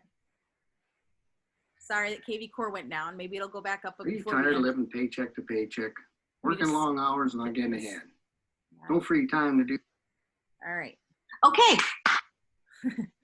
I am going to, okay. So here's where I talk about posting on Facebook. Now, since I made this video, Facebook did change a couple things, but it's okay. I'll mention it after the video. Okay. So I'm not going to show the whole thing. I'm just going to show this one part about posting the links. All right. So first tactic, you're going to schedule Facebook posts. So what we're going to do is we're going to use the Facebook scheduler, because we have a Facebook business page, I hope. For some of you, I know some of you don't. You're going to get one. You're going to make one. And you're going to schedule out these posts over the next week. And then, you know, once these posts publish, you can share 1, maybe 2 different posts to your personal page as well. So I've got a little plan here. Monday, you're going to schedule the market report squeeze page. Tuesday, you're going to schedule the seller squeeze page. Wednesday, a listing, any listing, you're listing, somebody's listing, squeeze page. Thursday, a multi-property squeeze page of some sort, maybe the reduced properties. And then Friday, the weekend open house list. So I've got little pictures here of how you can actually do it. And we're going to do it right now. Okay, we're going to do one together so that you can see what the heck I'm talking about. So we're going to go here to our links that we made. And let's pretend, what did I say? Monday is going to be market report day. Okay. So I'm going to copy this link here. And I'm going to put the short link into the URL here, because I want to grab the link from the large long link. I just want the long link here. So what I'm gonna do is I'm gonna copy this whole long link and I'm gonna go to my Facebook business page. So here I am. I'm gonna write a post. I'm gonna click here. And I have to say that now for scheduling posts, what Facebook did, they changed some things.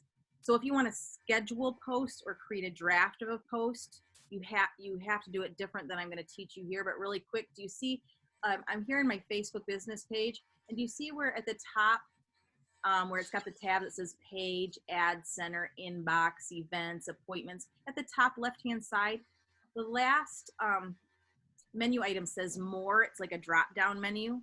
And if you clicked on more, it will show you publishing tools.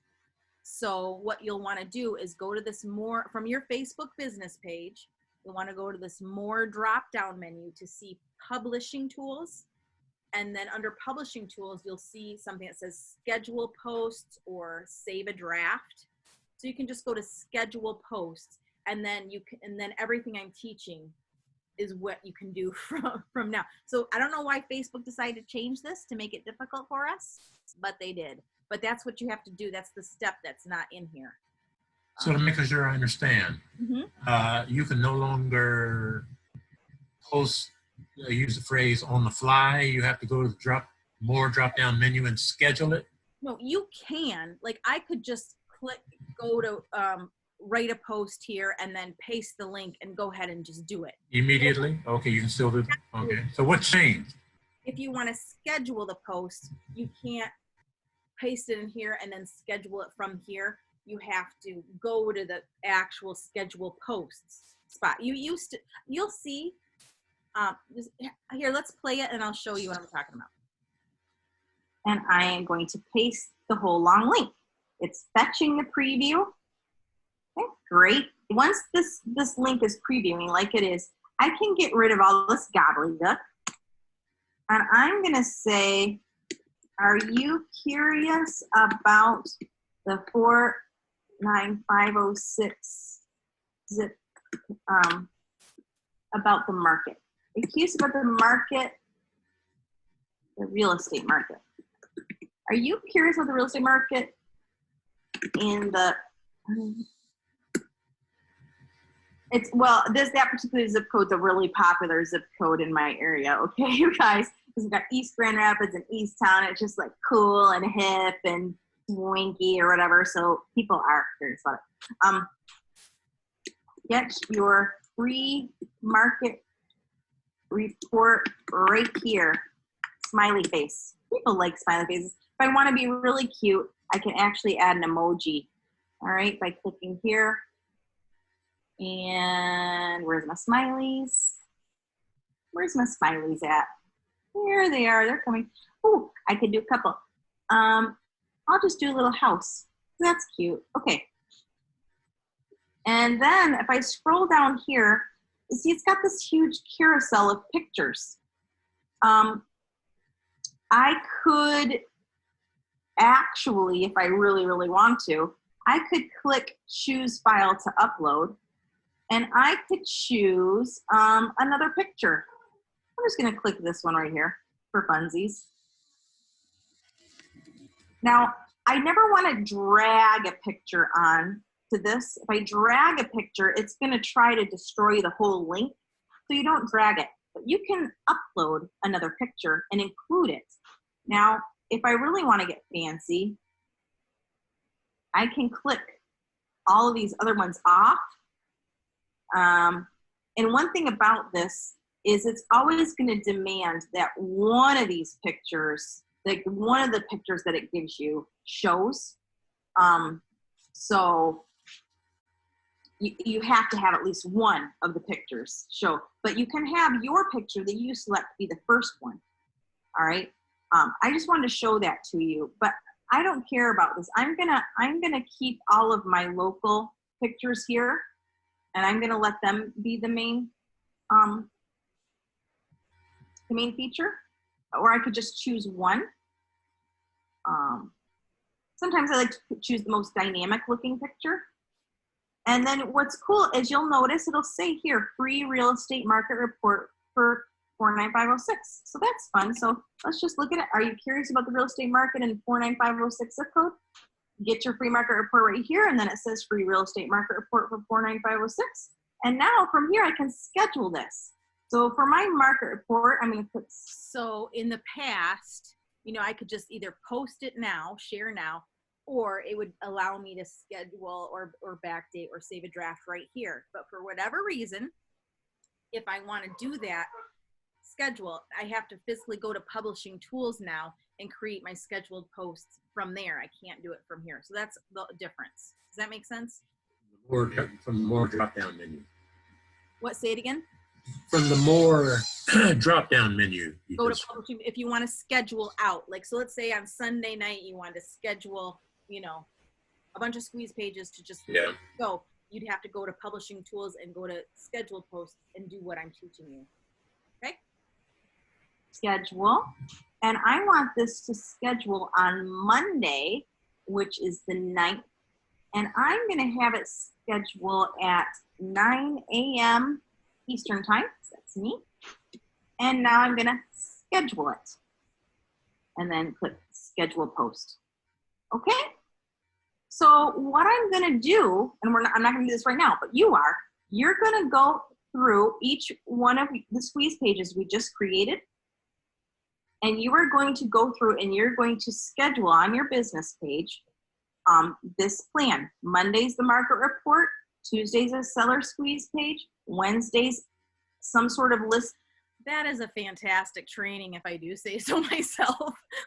But anyway, so that just is, I'm just showing you how you're do that. So you can finish watching this whole video. And again, this is all 6 different tactics for generating leads, and posting on Facebook is just one of them. Okay. And so these leads respond. They go right into your kvCore. mm-hmm. Yes. So now, I hope that helped you. So now what we're going to do is I'm going to see if kvCore is back up and running. Just give it a shot. Cross your fingers.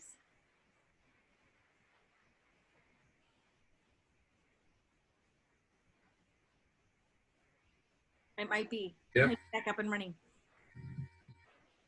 That's fun. But I want to log in back to Jeff's because he's got a blank slate. So give me till like 6:15, you guys. If you have to go, I totally get it. But I want to, we got held up a little bit. So let me, I'm going to stop the share so you don't see passwords.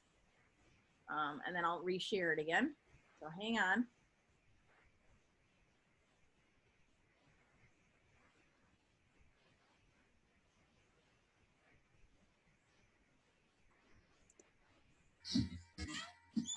How are you guys doing? While you're doing that, I'll be right back. Yeah, that's fine. 30 seconds. Kim, do you have any big questions right now while I'm doing this?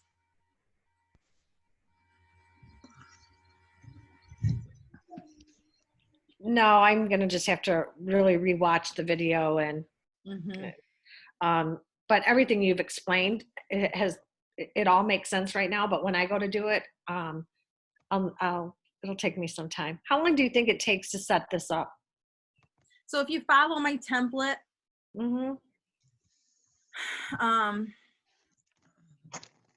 I mean, really, it's going to go pretty fast. If you just, wow, okay. I mean, I think that within a couple hours. Okay, well, I'm excited. Yeah, I just follow my template. Start from. I will. From the domain and agent profile, and just go to each section. Next step, next step, next step. Do the thing on your website, and then go to Seo and Custom Pages, and just follow each section and you'll probably get that done. Like in an hour. I think that the thing that's going to take you the most is the campaigns. And you might struggle through that a little bit. But honestly, if you just follow that campaign document I shared, I think you'll be good. Okay. So you just said this, going through this whole training take a couple hours. Is that what I'm hearing you say? Well, Kim was just asking how long will it actually take to set up her website. And I think if she just follows my template, Oh, this is just thing the website. I think if she just follows my template and actually, for the domain and agent profile stuff, hang on, I just got to grab this. I can't. So Kim, you're a new EXP agent? I'm a new agent. Period. With EXP. Completely. And she's just Oh, all I together. got my license a year ago, but I actually probably a year and a half ago now, but I didn't do anything with it for a while. And I sold one house last year and I sold one house this year. But Okay. now I'm just trying to learn more, and I was so overwhelmed at the beginning that I had never been an agent. So it's been a slow process for me, but I'm starting to get my feet wet, and I have a couple big clients that I'm working with right now that could potentially, do well for me. So I just want to get it right, and I want to keep growing. But this kvCore has been a thorn in my side from day one. I just couldn't. I watched all the videos. I couldn't get it. So this is so nice to have this available. Okay, glad to hear that. So I'm still learning all the lingo. Yeah, I get it. So Reagan just joined us, so welcome. So Reagan, you'll get I am recording this, and Okay. I did send you recordings of previous sessions, but I'll be uploading this, and it'll take a bit, but I can send you the recording for the part that you missed of this one, because I have, this has been kind of nice because it's only been the three of us so far till you joined, and so we've gotten to be really detailed and stuff, so some of it might be good for you to see if you watch the video. So anyway, we were having some technical difficulties because kvCore actually went down, but anyway, so we'll get back to where we are. We're going to go for about 15 more minutes. Oh, I thought this started at 4, no? For Eastern. I'm so sorry. Oh my God. Okay. My bad. It's just fine. Everybody's welcome to come to any future workshops I do like this. If you've already paid, you can come to these. I call this my Enchanted Pineapple series. I do this about once a week, where you can come on, and I basically teach how to use my kvCore setup template for you to set your own website up and start, creating your own custom campaigns and start generating your leads on your own. And it's like a 2-hour workshop. I always go over the 2 hours though. And so I already sent you the 2 links from 2 previous workshops, but I'll send you this one too. And, if you want to come to a future one, that's fine. In fact, on Tuesday nights, I'm going to start, I used to do back in the day, I used to do free 1-hour workshops. And I'm actually going to go back to that. They're not going to be, you can only get the recording if you pay. So that's going to be my new thing. And that's going to start Tuesday night. So you guys, I'll tell you all about that. So anyway, because it's going to help for you to be able to interact and ask questions. Sylvia, question about the next 15 minutes. My schedule is pretty tight this evening, and my time is nearly spent. If I were to sign off now, what would I miss in the next 15 minutes? Well, number one, you don't have to worry, because what you could do is if you get the video, just watch the last part of it. But what I'm going to go over is we talked about that sphere campaign. It looks like I still have to fix it up because it looks like kvCore went down and that part didn't get fixed anyway. So I'm going to talk about the sphere campaign again, and how to trigger it, and like what it looks like when you do it. And also the Facebook buyer campaign as well. So it's going to be about triggering the campaigns. That's the part you're going to miss. Oh, okay. But I apologize. So I can pick this all up in the videos. Yeah, and it's also in the training template. It's all the as well. Okay. You'll get this one. Okay. I got some people waiting on me, so. Okay, I totally understand. Thank you so much. This has been awesome. I'm glad. Thank you. Absolutely. Okay, good luck and all the best to you, Kim and Reagan. Thanks, Joe. Thanks, you too. Bye-bye. All right. So now what we're gonna do. So Kim, are you gonna hang out with us, Reagan? Yeah. Okay, great. So what we did, Reagan, we had added some default campaigns. And one of the default campaigns we added was this default homeowner sphere campaign, but we had created our own custom templates. And so we added them in. And so in the video and in all my training, you'll be able to see this. In fact, I'll be teaching this part again, you guys, specifically about the sphere campaign. I'm doing that in the world at it's noon Pacific, which is 3 p.m. Eastern. In the world was part of the Excel series, and it's going to be 10 ways to reach your sphere with kvCore. And so I'll be kind of talking about this campaign again, but a lot of other things too that I didn't even get to talk about yet in this training that I won't be able to talk about. so anyway, just FYI, and that will be recorded too, you guys, if you can't come to that on Tuesday. It's Tuesday? Okay. Yes, Tuesday at 3 p.m. Eastern, noon Pacific. 10 ways to reach your sphere in kvCore. I teach a lot, you guys. I teach how to add your contacts. Like, I teach so much. It's sick. And I do it in less than an hour and 30 minutes. I'm pretty impressed with myself, actually. So I talk adding your contacts, like from the like a whole database. I talk about individual adding contacts. I talk about what are the behavior alerts, what are they doing. Talk about your smart number and automatic text messages from kvCore. I talk about birthdays and home anniversary dates and setting those up for your sphere. I talk about this sphere campaign that we've kind of gotten a little bit through here, and we'll finish talking about that. I talk about so much. So it's good, you know, and it's going to be recorded too, and it's going to be part of the Excel series, which you can find all those recordings. And I actually have a recording of it as well that I did on a Zoom meeting. First, I did it like in a Zoom meeting like this to practice it the day before, because I'd never done that training in that way before. So anyway, just FYI. Okay, I have a lot more. Okay. Whew, let me take a little sip of my soda. Okay. So what didn't get done, Kim, when you were on is, you know, we were fixing up this campaign. So Reagan, to catch you up. So this is a sphere campaign, and we just changed the first two actions, and all we did was we changed what the first email says, and we set up a task set that says set up market reports, and that's it. This is a 2.7 year long campaign. It only has 18 touches. But one of the things that we're going to be doing is setting up a monthly market report for our sphere. So they're going to get that, plus hopefully maybe a periodic email that you're going to send from kvCore, or maybe you're going to put something in the mail for them, or maybe you're going to be calling them sometimes, I hope. Okay, so but this is probably more than you're already doing for your sphere now. So we're going to change some things about this campaign.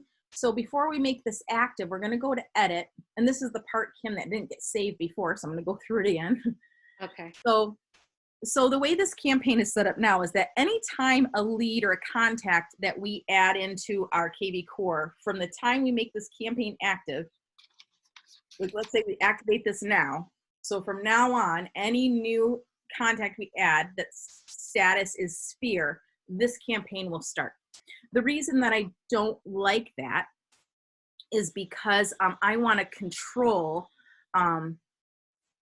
when this campaign starts for my sphere. Because if I put a bunch of people from my sphere who maybe I have, even their family members from my sphere that I haven't talked to in a couple of years, or, you know, past clients, or, you know, I used to sell cars, and a lot of my people I sold cars to, I haven't talked to in a few years. And I don't want them to just start randomly getting emails from me before I've at least made a phone call. Hey, how are you doing? Is this still your email address? Do you still live at this address? You know, blah, you know, oh, by the way, did you need a car referral? Because, you know, I'm not in cars anymore, something like that. You know, I don't want them to just randomly start getting emails from me. I want to talk to them first and then put them on this campaign. So that's my logic. All right. So you can just leave it the way it is, or if you want to change it because you want to have control, this is how you would do that. So just use this knowledge for yourself for if you ever want to modify a campaign, here's how to do it. All right. So instead of this campaign starting when status is sphere, we're going to decide that we're going to change this. And I clicked on move to hashtag. So move to hashtag. So we're going to say that this campaign is going to start when the sphere homeowner hashtag is added. So let me say something about hashtags. The sun just changed, like it's setting the west. So instead of the sunlight coming here, it's like this cool like contrast effect. Anyway, so I just now created this sphere homeowner hashtag. I hadn't created it before inside the system, so it's not like I can create hashtags just as I go. You'll notice when I created it, I didn't use the number sign hashtag actual symbol, you know, to you include here. I just wrote in the words, you know, so that's something to know. All right, so this campaign is going to start when this hashtag's added. All right, and so this campaign also, the way it's set up is that if they're sphere and they're marked as either a buyer or seller, then it will activate. I want to remove that because I don't know, you know, maybe I want it to be a renter and I still want them to be in this campaign, or maybe they're in a home inspector and they're still in my sphere and I want them to get the campaign. I don't know, so I'm going to just say all. So this way they don't have to be marked as a buyer or seller in order for this campaign to activate. The only thing that has to happen for this campaign to activate, the way we've set it up so far, is that the sphere homeowner tag's added. Okay? And then so we're going to change this around. We're just going to call it sphere homeowner campaign.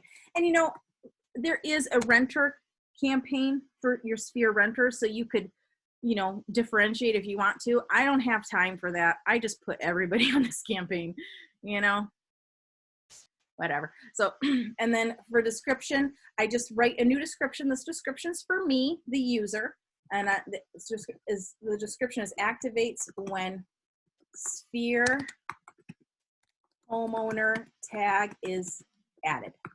And I'm going to say yes. In this case, always run for this person who has the sphere homeowner tag added. Okay, and update the campaign. So now I have it the way I want it. It says activates when sphere homeowner tag is added, start when the sphere homeowner tag is added for everybody, always run, yes, okay, and now it's active. So let's see what this campaign looks like in real life. Like, let's put it in action. So let's go to our Smart CRM. And we are going to add me as a test contact.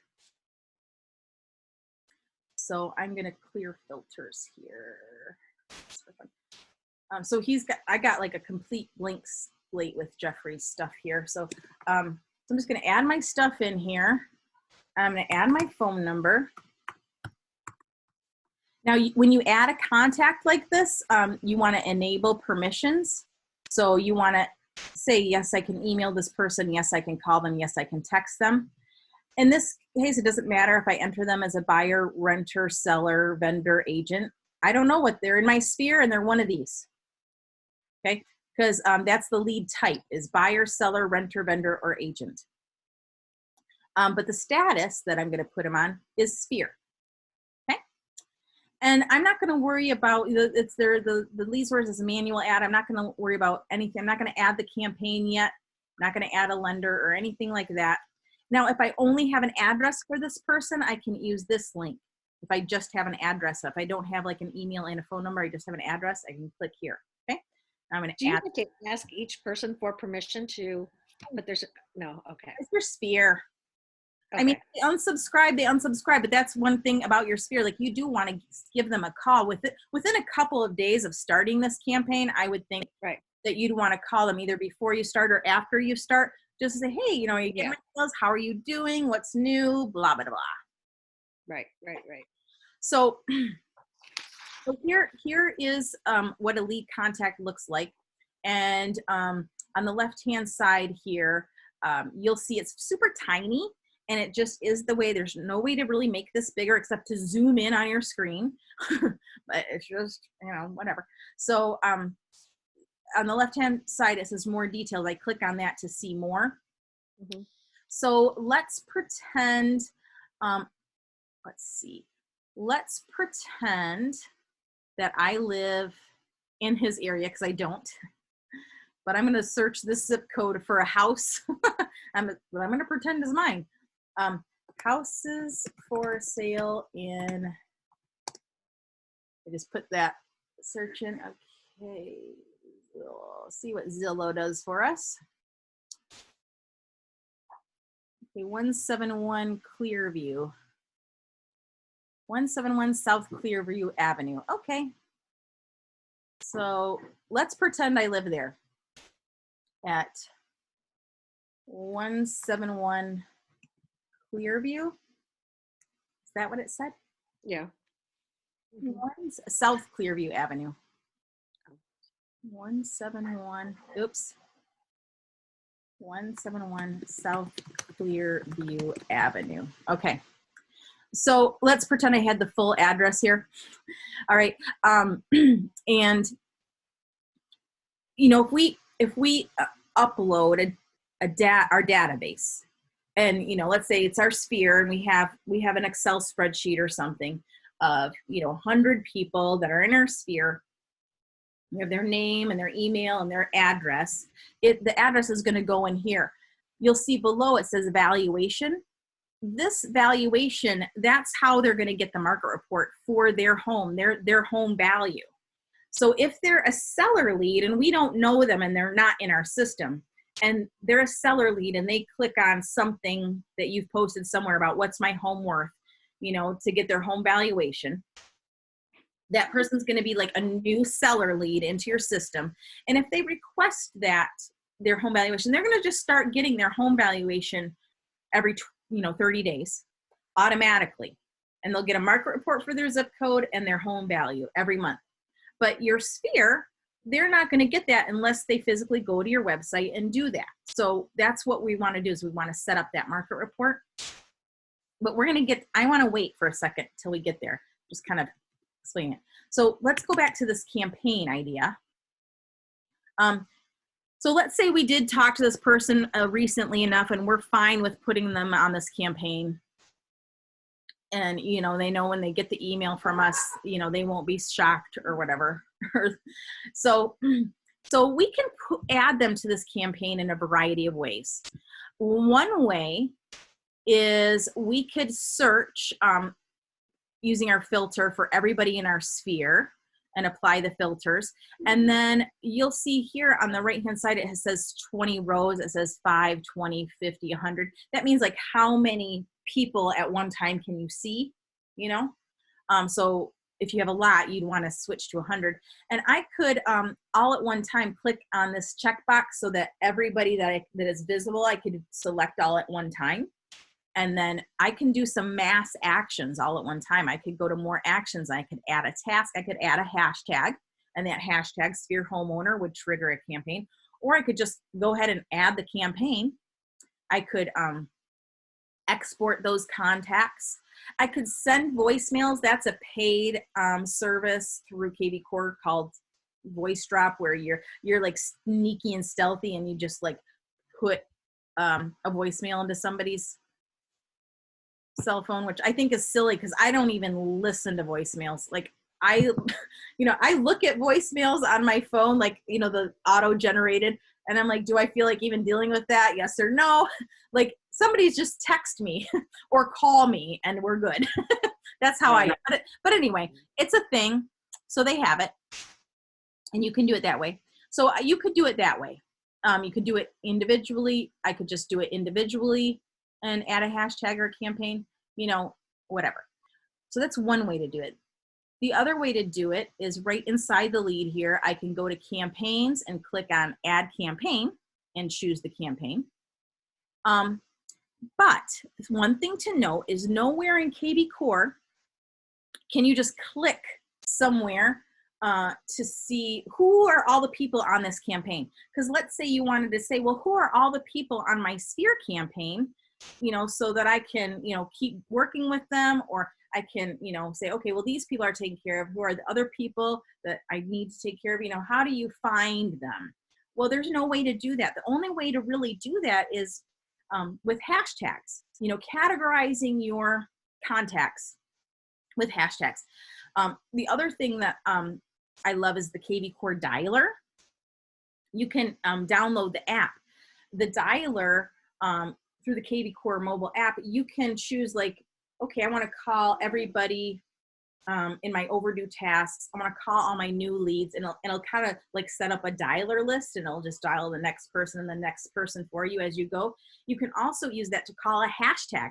So let's say everybody with the hashtag Sphere Homeowner you wanted to call, you know, and just use that dialer. I want to call Sphere Homeowner, and it'll just give you the task. So I use that feature, like I use Redx, and so I upload my Redx contacts from a certain neighborhood, let's say. So Ottawa Hills, I want to call Ottawa Hills. So I upload my contacts and give them the hashtag of Ottawa Hills. And then I go to my dialer, my kvCore dialer using my phone app. And I say, I want to dial the hashtag Ottawa Hills. And then it just keeps going. So that's just an example of how you can use hashtags in kvCore. So what I want to do is I kind of want to kill two birds with one stone. I want to make sure the Sphere Homeowner tag is added to this lead. And I also want the campaign to start. So the way that I created this campaign was that it's going to start if that hashtag is there. So that's how I'm going to add the campaign. Again, I could go to choose campaign, add the campaign, and then add the hashtag. But why, you know, I could just do it with one step. I'm going to go to add hashtag, Sphere Homeowner, and update the tag. Ta-da!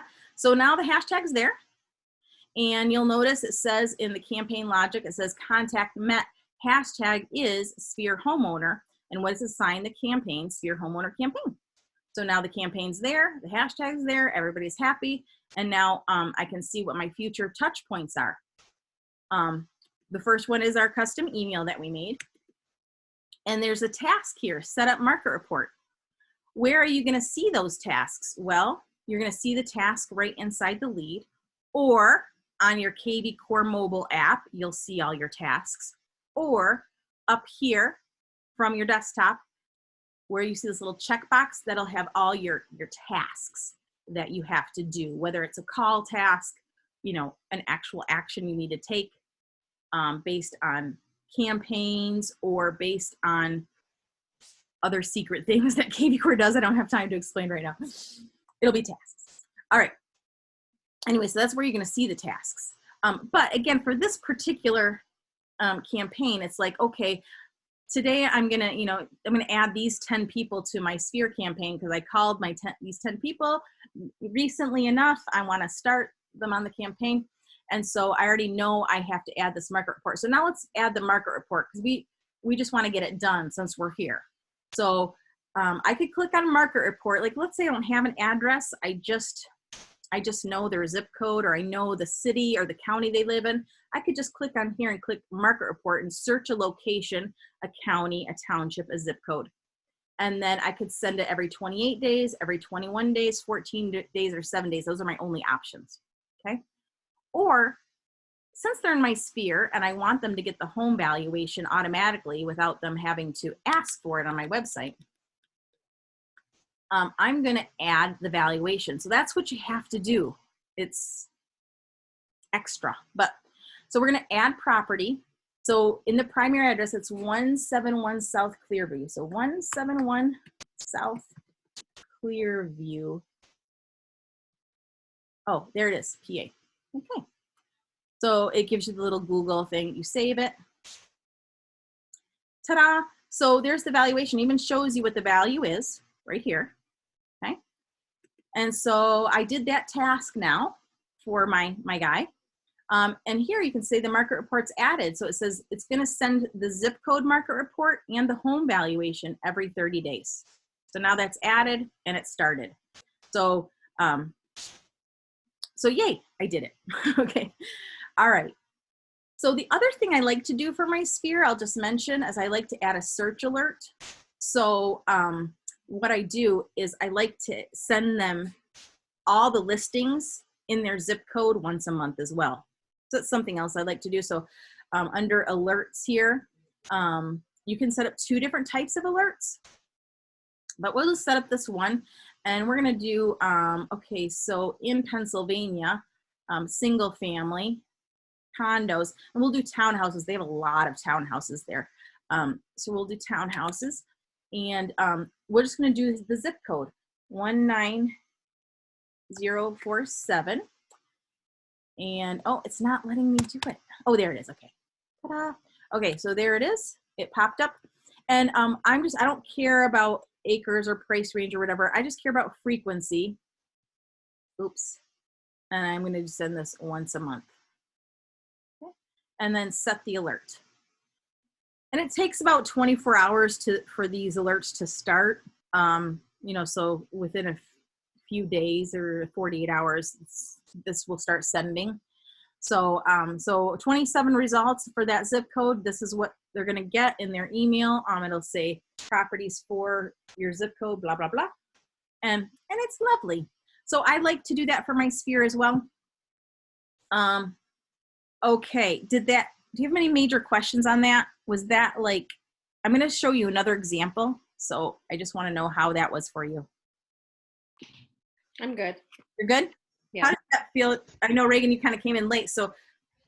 Oh, I'm kicking myself for Nope. making that mistake, because I really could have benefited from this tutorial. I had I have my contacts entered, but from that point on, I'm kind of lost with the campaigns and the like. I have and I'm brand new too, but I have a potential client that I thought I got him squared away on an alert. You know what? Maybe that was through the MLS, where he got like a random text. No, it was from here, I believe. Probably was. Because Yeah. I got an alert on my phone that there's he had responded to a kvCore message, and I'm like, I never sent him anything. I don't know what was sent to him. Yeah, I'll show you. I'll show you. Is there a way to backtrack and see, like, what did the computer text him? Kind of. Because I don't remember setting anything up for him other than like the property that he was looking for. So this is the part I didn't have time for you to talk about, but since you're both here, and you know, Kim doesn't mind, I don't mind, and we don't care. It's Friday night, we're doing nothing. So, so I'm going to talk about this. So what we're talking about here is behavior alerts. So we're going to go to marketing autopilot. So these behavior alerts are in addition to any campaigns. Oh, okay. So this is in addition to any search alert, in addition to any campaign, in addition to any home valuation. This is in addition. Okay, this is like behind the scenes stuff. So it's called behavior automation. It's automated communication based on the lead's behavior. So I'm going to click on learn more, and this is going to tell you all about it. And don't feel bad, because it took me a long time to click on that and even bother to learn this. Okay. And I had that same thing happen to me. You're like, wait, what's going on? So Yeah. here's what's going on. So you can even just read this paragraph. It tells you exactly what's going on, but I'll basically sum it up for you. What's happening is when a contact does anything on your website that kvCore deems noteworthy, kvCore will usually send them a message. If there's a phone number in there, they're going to get a text message. If there's no phone number and just an email, they're going to get an email. So that's thing one. On the default setting, it's only the people that are either marked as sphere, new leads, prospect, or active leads who are going to get these communications. Okay, so that's that. You can add more if you want to. I would just recommend you just leave it like that. Now, what's being sent? Well, there's these different behaviors. The lead revisits the site after 14 days, maybe 5 times in the last week. Maybe they viewed 5 properties in the last day. Maybe they viewed 10 properties in a week. Maybe they viewed property 3 times. Maybe they favorited a property. So if any of these scenarios is true, if these certain behavior alerts are on, they're going to get these communications. So let's look at what happens when a lead revisits after 14 days. Text, preview. It says, hi, Sue, or whatever their name is. It looks like you're doing a few home searches. If you want, I can set you up for an alert service that sends matching properties as they're listed in the MLS. Anything specific you're looking for, and then it's going to have your name, your cell phone number, and your website. Fine. It's fine. Who cares? It's great. Who cares if you just talk to them? They're just going to think that you're doing really great at follow-up.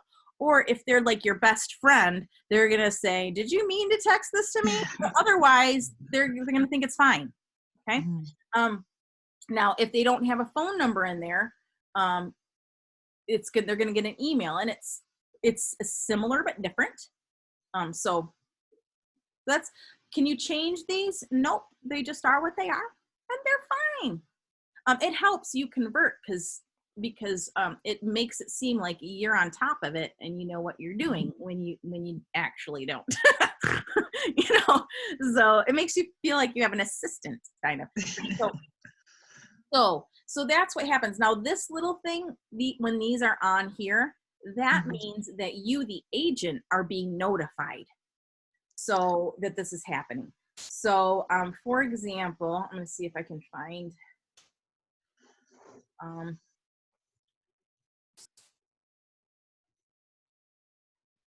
so this says new behavior alert, contact not messaged. So it says lead viewed property 3 times and the contact was not messaged. So it'll tell you whether they sent a message or they didn't. This one, new behavior alert, contact was texted from smart number. Lead revisits site after 14 days. New behavior alert, contact not messaged, Cassandra Lloyd. She viewed properties in last day, but she was not messaged. You know why? Because earlier that day, she viewed a property 3 times and she was texted. So kvCore didn't text her again on a different action. They just, they. So I like it. Now, I know somebody who, she didn't want these on. Sorry, hang on. She didn't want these on. It was giving her anxiety every time she got a text message. So she wanted to turn these off. She didn't want to hear about it. She didn't want to know about it. She didn't want the text messages. So that's fine. So that's that. Now the other thing to note is this little toggle here. When you get a new lead from kvCore, either a buyer or seller lead, kvCore is going to decide whether they're a new lead or a prospect. It'll just decide what to call them. And so that's great. So they're going to be getting some default campaigns, either like the default seller campaign or maybe the default prospect homeowner campaign if they're a seller lead. And if you have those campaigns activated. Now, if that contact replies to a text message, replies to an email, or you call them, like you do a task and you call them and then you log the call either in your kvCore app or right here in the CRM, you log the call that you contacted that person and there was contact made, then kvCore is going to say, oh, you're not a new lead or a prospect anymore. You're now an active lead. Okay. And so when that happens, if they're moved to an active lead, then the campaign that they're on is going to stop. So if, let's say they're a new buyer lead, there's somebody who looks at a property and you don't know them. They weren't in your CRM before, but now they are. They're a new buyer lead. And if they respond to you, kvCore is going to say, oh, you're an active lead now. You're not going to get that campaign anymore. And if you don't want that, if you want them to keep getting the campaign, that means you want them to keep being called a new lead. So you want to turn that off. But on the default is on, and I left it on. I don't care, whatever. But it's, you have to decide how much that matters to you. Does that make sense? Yeah. Okay. Kim, did you get it? Yeah, I did. Okay, fantastic. All right. The other thing to note is you can turn these behavior alerts off for specific contacts. So let's say you have a grumpy person who's like, you're texting me too much, or it is your best friend, or it's your, aunt in San Diego or whatever, and they're in your sphere or whatever, but you just don't want them to get the texts for these automatic things for some reason. So you can go to more actions and then turn off behavior alerts. Ta-da! For that individual person. So that way you don't have to turn them off for your entire sphere, but just for that individual person. Okay? And can I, while you're on this page, is this where I would go to mark that I've contacted them, even though I didn't contact them within kvCore? Yeah. So let's say let's say you had a text message exchange with them, and it's not in kvCore. So you could click on new call, and you can log the call, and then say outbound or inbound or whatever, and then write yourself a note like, hey, I texted them and they responded or whatever, and then click on contacted. Okay. You can also call from here. I could call from here and use the kvCore and the computer audio to make a call. Now, if you do that from here, it's going to come from the smart number. If you use the kvCore dialer from your app, it's going to come from your cell phone number. Okay? Okay. But you can log the call when you do it from your app. You can log the call in your app just using the CRM part of your app without actually doing call. And you can just log a call. Did that answer your question? Yep. Thank you. Yeah. So, okay. You are going to get something about campaigns, right? Because I'm going to go over two more quick campaigns. So what we did that I'm not going to redo is we added some templates that were custom, meaning we added an email for a Facebook buyer campaign that we're going to do. So this is for anybody who clicks on a link on Facebook, and we want to address them like, hey, you clicked on a link on Facebook the other day, just kind of building that familiarity. So anyway, we created some custom things. We created our own text message. We did some things, and you can see that in the replay, because I will send you this video of the replay. Okay. But anyway, so we did that. What we're going to do now is we're going to actually do another custom campaign and use some of those templates that we already added. So where we added those templates, just to review, up here under templates, is there's email templates, text message templates, call task templates, etc. So here you go. Here they are. And what we're going to do is go ahead to our campaigns, and we are going to go to our default buyer campaign. And remember, Kim, all we did here is we added, we took away that, we didn't do it. Remember that text message that we added? Right.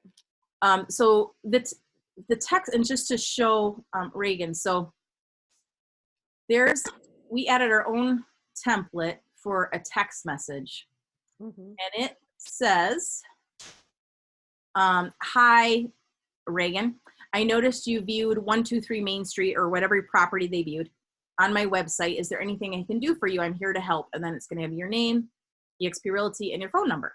So we created that in this example previously. And so the current action that's on here is this text message, which is perfectly fine as well. It's fine. It says, I wanted to ask the other day after you visited our real estate website, are you actively shopping for a specific type of property or looking for something particular? I don't like it, so I delete it. I don't like that text message. So I'm deleting that. So I'm deleting that text message. Ta-da, I deleted it. And now I'm going to add our own custom text message and we named it buyer lead text number 1. See, now it's the nice one. So much. I like my own stuff better. So buyer lead text number 1. Okay, and we're gonna have this go out. We can have this go out like 4 hours after the lead comes in, or 1 hour after the lead comes in. Doesn't matter. We'll do 1 hour just for funsies. And add. So 1 hour after the lead comes in, this person, anybody who's on this campaign is going to get that text if we have their phone number. Okay. Now, you'll notice these are all emails. What I want to do is, what if I don't have their phone number, but I want to call them? We added another template, an email template that just said, what's your phone number? Sometimes that can work. So we're going to add a new email template, and it's going to be called, what's your phone number? There it is. And it just says, hey, do you have a real estate question? Reply back with your best phone number. I'd like to assist you with your real estate needs. So we're just going to name it the same thing. Oh, I don't want to actually add that email. I'm sorry. I don't want to do that. I just want to show you that email exists. We don't want to add an email here because we might have the phone number for the person. What we want to do is we want to add a call task. Sorry for that confusion. I just want to show you that's what the email looks like. But we're going to add a call task here. And the call task is going to be to us, the agent, giving us a task to call this person or send what's your number email. So this is going to be a task to us like, hey, Reagan, call this person or send them that email. Okay. And the template you have to choose, these are call templates, kind of weird, but like call and leave a voicemail, call open house attendee. Just, I don't even know the point of these, but whatever. We're going to call and leave a voicemail. And we're going to do this on day 2. All right. So that's going to be a call task for us. And that's it. All right. So we did modify the default buyer campaign a little bit. But what I want to do is I want to create a custom campaign for our Facebook buyers. And so all we're going to do is we're going to use this conversion default buyer campaign as a template, as a skeleton. So all we're going to do here is we're going to say, okay, this campaign's everything that I want. It's great, good. I'm going to clone it. I'm going to make a copy of it and just hit next, next, next, and clone. Now we're just making a copy.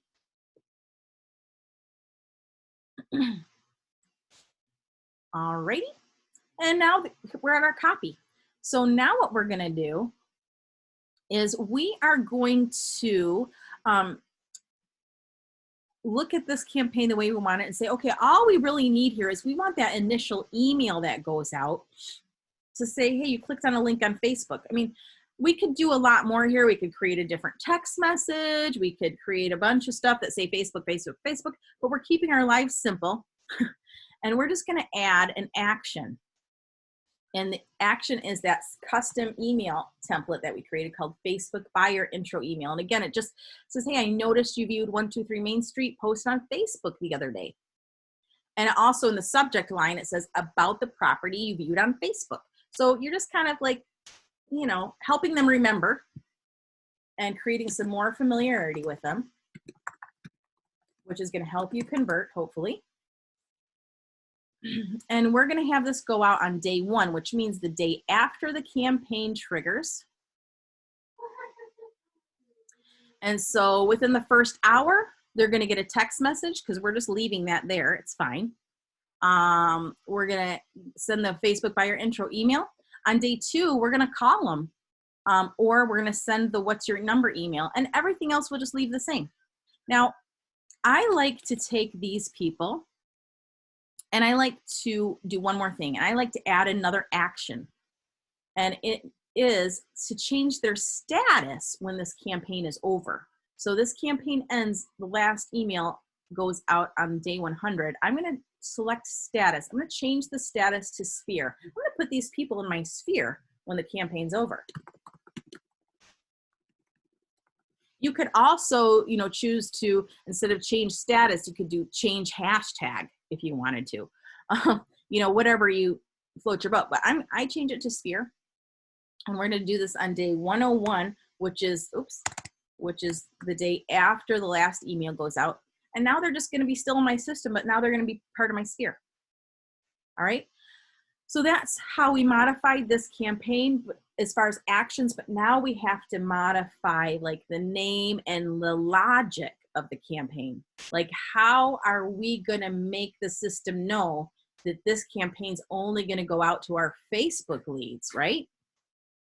So we're going to go edit this logic, and we're going to make it super simple. The way this is set up now is that is the campaign's going to start anytime the lead's a new lead for a buyer. Okay, we're going to change that. We're going to be creating a squeeze page, which I will show you how to do. For a single property, promoting a single property. And we're going to give it the hashtag of Facebook buyer. And so that when we post this on Facebook, that hashtag will be attached and will trigger this campaign. So I'm going to click move to hashtag and Facebook buyer. Oops. Facebook buyer is the hashtag we're going to create. Now, Reagan, you were on here when I showed you how that Sphere homeowner tag activated that other campaign, right? So this is the same thing, only I'm not going to manually add the Facebook buyer tag to a lead. I'm not going to manually do that. It's going to happen automatically. So that's the difference. So the hashtag can trigger a campaign, whether you do it manually or you do it through a squeeze page. So I'm going to show you what that looks like, but let's just finish this campaign. So I'm going to hit next, and it's still for a buyer, and I'm just going to change the name of it to Facebook buyer campaign. And say activates when Facebook buyer tag is added. Yes. Okay. Always run. Yes. And next. Okay. So now the campaign is there. I'm going to show you another campaign, because then I'm going to show you the squeeze page and how it triggers it, but this all is going to work together. So I got to do one more campaign. And Reagan, you weren't here for this, but another campaign that we talked about that I'm going to build now is called Seller Share. And that's when you have a listing. So let's say you get a listing tomorrow and you say, hey, Mr. Seller, I'm going to do some marketing for you. I'm going to create a single property squeeze page. You don't say those words. I'm going to create a listing website, you know, to promote your listing. I'm going to create you your own listing website to promote your listing. And this is a link that you're going to be able to share on Facebook or text to your friends and family or email to your coworkers. You know, just you knock yourself out and tell your friends and family that you want help promoting your listing, and it's going to be great. And so those leads you're going to get are going to be people that these people work with or go to church with or whatever the case, you know, Facebook friends with, and that people are going to start looking at this listing. So you don't want them to get the regular Facebook buyer campaign or the regular conversion default buyer campaign. You want them to say, hey, like your friend is the one that shared their listing and I'm their realtor. You want that kind of campaign? So that's what we're going to be doing. So we're going to take this Facebook buyer campaign and we're just going to make a copy of it. Okay. Sylvia, I have to go. Oh, that's fine. But thank you so much for all of your time and explanation. You explained it so well. I'm sure I'll still be reaching out to you. No problem. I'll see you Tuesday in the world. And I'll send you the link to this video. Okay. It'll take a few days for me to upload it, but you'll have it. That's okay. Thank you so much. Reagan, good luck. It's okay. Thanks, you too. Thank you. Sorry, I was muted. Bye-bye. It's okay. Bye. So I am going to just make a copy of this one. And so we got Facebook buyer campaign. So now we're going to modify this campaign for those seller leads or those seller share leads. So let me show. The first thing I want to do is just I'm going to add the email, and then we'll delete the other ones. I just want to show you what it looks like because you didn't see it. So it's seller share intro email. We're going to call it the same thing. So here it is. It just says in the subject line, it says about your friend's real estate listing. And then it says, I noticed you viewed your friend's listing on my website the other day. I'm the realtor. I need your feedback. You know, what'd you think about the presentation of the listing? How about the price?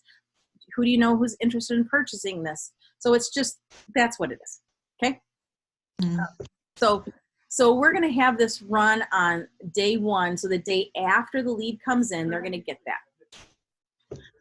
So we added that. So because we have that, we obviously don't need Facebook buyer intro email. So I'm going to delete that. I'm also going to delete this text message, because I just don't want to overdo it with this particular group of people, because it's like, their cousin or their next door neighbor. And I just want to be a little softer about it. So I'm going to delete that text. But I'm going to leave the rest. Oh, quick property tour. This one is like, hey, I've got some time. You want to see some properties this weekend or whatever. I'm going to delete that for these people as well. But everything else is what I'm leaving. Now, again, I'll share this stuff with you before we're done to make sure you have this. But this campaign copy and instructions goes over everything I'm teaching, like in detail. I have a video training about how to do campaigns. I have all my copy for my task template, my text template, my email templates, and then instructions on what to do with these campaigns. So this document's all there, okay? Okay. I'm sorry, can you go over how you decipher whether that's an actual like potential client or whether it's just a friend of somebody? Like, how did you determine that? Yeah, we're almost there. Oh, sorry. I know, I gotta build on it. It's like I wish I could just tell you everything and you just know it, and I could like meld my mind to your mind like Vulcan style. I can't. Okay. So anyway, so we're just fixing up this campaign to be that seller share campaign. So these are the friends and family and coworkers and Facebook friends of the seller. And so we're going to edit the logic. So instead of move to hashtag Facebook buyer, we're going to say move to hashtag seller share. Okay, and everything else is the same, but we're going to call this seller share. Activates when seller share tag is added, and update the campaign. Okay. And we're going to activate that. Now things will start becoming more clear.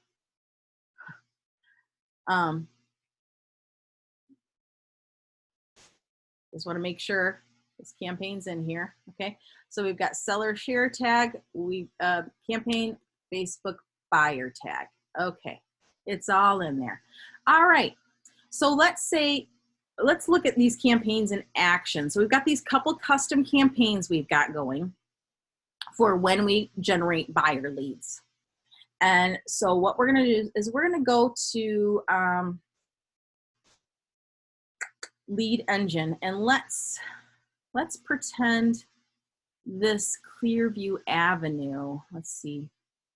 171. I'm going to look for the MLS ID for this.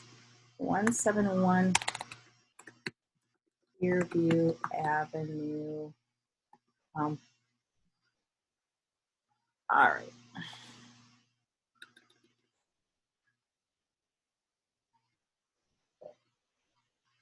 Remax will have the MLS listing. I'm just looking for the listing ID without having to look it up in kvCore and get away from the page that I'm on.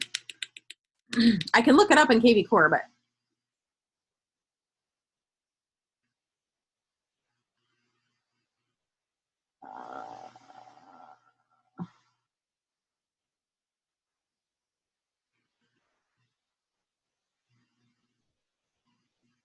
oh man, I wonder if that's it. Okay. I'm looking for the MLS ID. Do you see it? Tell me if you see it. Oh, there we go. All right. So I could go to listings here, by the way, and look up listings, but I just didn't want to get off this page. Okay. So we're going to go to IDX squeeze page and choose the domain. We only have one. And then we're going to go, we've got the multi-property squeeze pages, which I went over earlier, and single property squeeze pages, seller squeeze pages, market report. So we're going to go single property squeeze page. And so for this one, let's pretend we're going to be posting this on Facebook. And so we're going to give it the sources of FB. And every time we choose the source of FB, that way when we look in our business analytics, we can see all the sources that are coming from FB or Google or LinkedIn or whatever we call the source. Maybe we call the source our blog. Maybe we call the source mass text. Maybe we call the source mass email, whatever floats your boat. All right, but just be consistent. Choose one and be consistent. All right, so that's the source. Now we're going to put the hashtag of Facebook buyer. Okay, so what this means is when the lead comes in, Facebook buyer tag is going to be attached to that lead automatically. Okay, I'm going to put the listing ID in there, and we're going to say immediate. In other words, as soon as somebody views this listing and opens it up, they're going to be immediately required to sign in. Now, we could change it to 2, meaning they can look at this property for free without having to register. And it's only if they look at a second property, they'd be asked to register. Okay. So I really wouldn't recommend anything else here, but it's totally up to you. But one of these 2 choices is fine. For Facebook, I'm going to say immediate, and then I'm going to generate the link. So before you got here, I was explaining this in detail, but I'm going to explain it to you. There's 2 links here that are created, and they're both the same exact thing. It's just that this longer link tells the story of the squeeze page, you know, so the domain is jeffreylittle.exprealty.com. This is the MLS ID. The source is Facebook, and the hashtag we're adding is Facebook buyer, and they have to register on the first view. So it's just telling the story.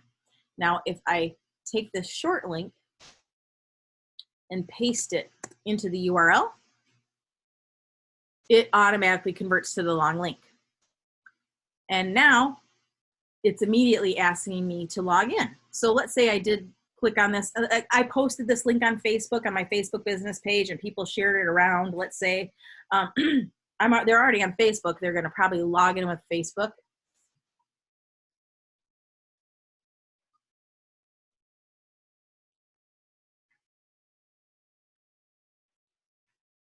And I just registered, and it's going to take a minute because my internet's slow, but you get the gist. So there's the beautiful listing. It needs a little updating. It's kind of cute though, but it needs some updating. Okay. Anyway, so that's that. Now let's look at what this is happening here. Oh, I don't want to look at it yet. What I want to do, since I'm still on here, so let's say pretend this is my listing, right? And I'm creating squeeze pages to help my marketing. So one squeeze page I'm going to make is one for me to post, Facebook buyer. Now, if it was my own listing, I would also add a hashtag of like the address, you know, for me, not because that hashtag would activate any campaign, but when the lead came in, that tag would be added to it so I could find all the people that were interested in that particular listing. If I was just promoting somebody else's listing, which I can do, in Michigan, I don't have to have explicit permission. I don't know what your rules are, but in my state, I can. If I was promoting anybody else's listing, whether I, had permission or not, I would not worry about that. I just worry about that if it's my listing. Okay. So I just want to mention that, but moving right along. So here we've got the squeeze page. We've created one for ourselves that we're going to post on Facebook. And the other thing I want to mention that you weren't here for,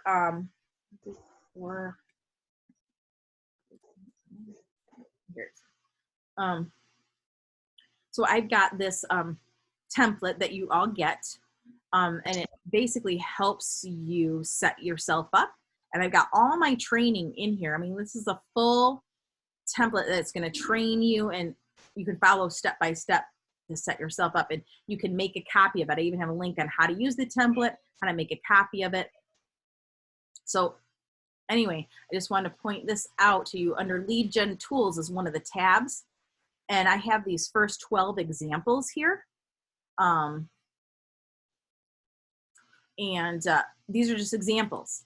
But let's say you delete all this and you're going to start saving your own squeeze pages, because once you get off of this page, like you can't find that link again. Like it's nowhere saved in kvCore. You know what I'm saying? So if you ever want to use this same link again to promote this listing on Facebook, for example, you'd have to go in and create the squeeze page again. So you can save it somewhere. So on my template, I just have one of my tabs is for you to do that. So let's say you're going to save this, and I'm not actually going to. So people are in this because these are people working, like looking at this template right now. Single property, and then you can just put the address and say the source is Facebook, hashtag Facebook buyer, because you just need this as a reference. Like, what did I do here? You know, I'm gonna, Facebook is where I'm gonna post this, and then paste the link here. Okay, so example. Okay, I'm just gonna. Okay, so that's, you could save them here. All right, so we did that, we saved that. But now let's say, okay, this is my listing. Then for my seller, I want to make my seller their own listing page or their own listing website. So I'm going to change this from Facebook buyer to seller share. Okay, so when your seller takes the link that you're going to share with them, any lead that you get, seller share tag's going to be attached to that lead. And then it's going to trigger automatically that seller share campaign. Does that make sense? Yeah, you're tying it all together now. Okay. So for property view, so this is where you have to decide, like, okay, when I give this to my seller, do I want them to, all the people he shares this with, they can just see the listing without having to register? And then the only reason they'd have to register is if they come back to the website and look at it again, or if they look at a second property. You have to decide that for yourself. So whatever, you decide, because it's just totally up to you. I mean, you could say immediate because people are going to want to look at it, but I don't know. It's totally up to you. I wouldn't worry about it too much. I mean, either they're going to register so they can see the listing or they're not. I mean, it's fine.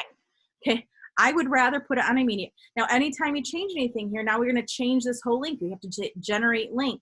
And guess what? It changes the actual link because now it's a different hashtag that's being added. Okay. It's a whole new link. So if I wanted to save this one, hey, honey, I know.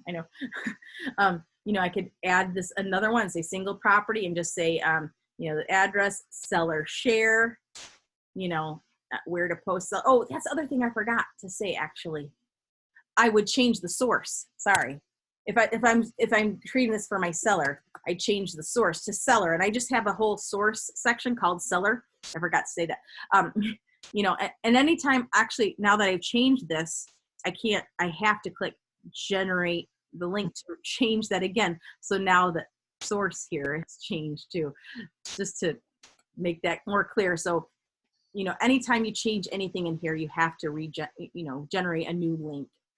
So we want the source to be from the seller, the hashtag be seller share, so it activates or triggers that seller share campaign.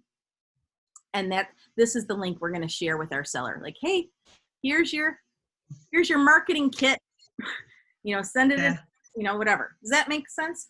Yeah, totally. Cool. Thanks. So now let's see the lead that came in for me as the Facebook buyer. So there it is, Sylvia Dana, she came in, and Facebook buyer hashtag was there. So you can see, oh, interesting. Oh, I know. Oh, this is good. Actually, this worked out well. Okay, this is good because I want you to understand this because I didn't finish the whole thing yet. Okay, so notice, so I have 2 campaigns running, which you're not going to have because you're gonna complete this whole process. And I'm going to show you how. So the campaign Facebook buyer has been added. Why? Because it met this logic that the hashtag's Facebook buyer. And so this person was assigned Facebook buyer campaign. So the campaign, though, conversion default buyer was also added. Okay. So you don't want that. You don't want that to happen. You want to prevent the default buyer campaign from running at the same time your Facebook buyer campaign, or God forbid, your seller share campaign's running. You don't want those people to get two campaigns that are basically the same, only slightly different. So, I mean, the quick fix is we're going to just remove that. But let me show you now the next step that I forgot to show you. And then we'll be done. And then you don't have to wait for the recording, okay?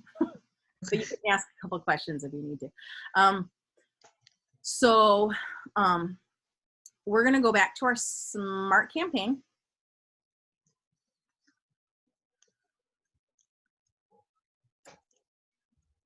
And we are going to go to our default buyer campaign, because that's the bad one. That's the one that runs every time it's a new buyer lead. It will run no matter what. You have to tell it what it's supposed to do. Because right now, the way it's designed is anytime it's a new buyer lead whose status is new lead, it's going to run. It doesn't care if other campaigns are running at the same time. Okay. So we're going to click on edit, and we're going to add a couple of triggers here. So the first trigger we're going to add is we're going to tell this that it can run when the status is new lead for a buyer. And it can run if the hashtag Facebook buyer isn't there. Okay. So we're going to say we're going to say hashtag is not Facebook buyer. In other words, kvCore default buyer campaign, you go ahead and run when the lead comes in and it's a new lead and it's a buyer lead. Sure, go ahead. And you can also run if the hashtag is not Facebook buyer. So if there's no Facebook buyer tag added to this lead, go ahead and run. But if it is there, you can't run, is what it's saying.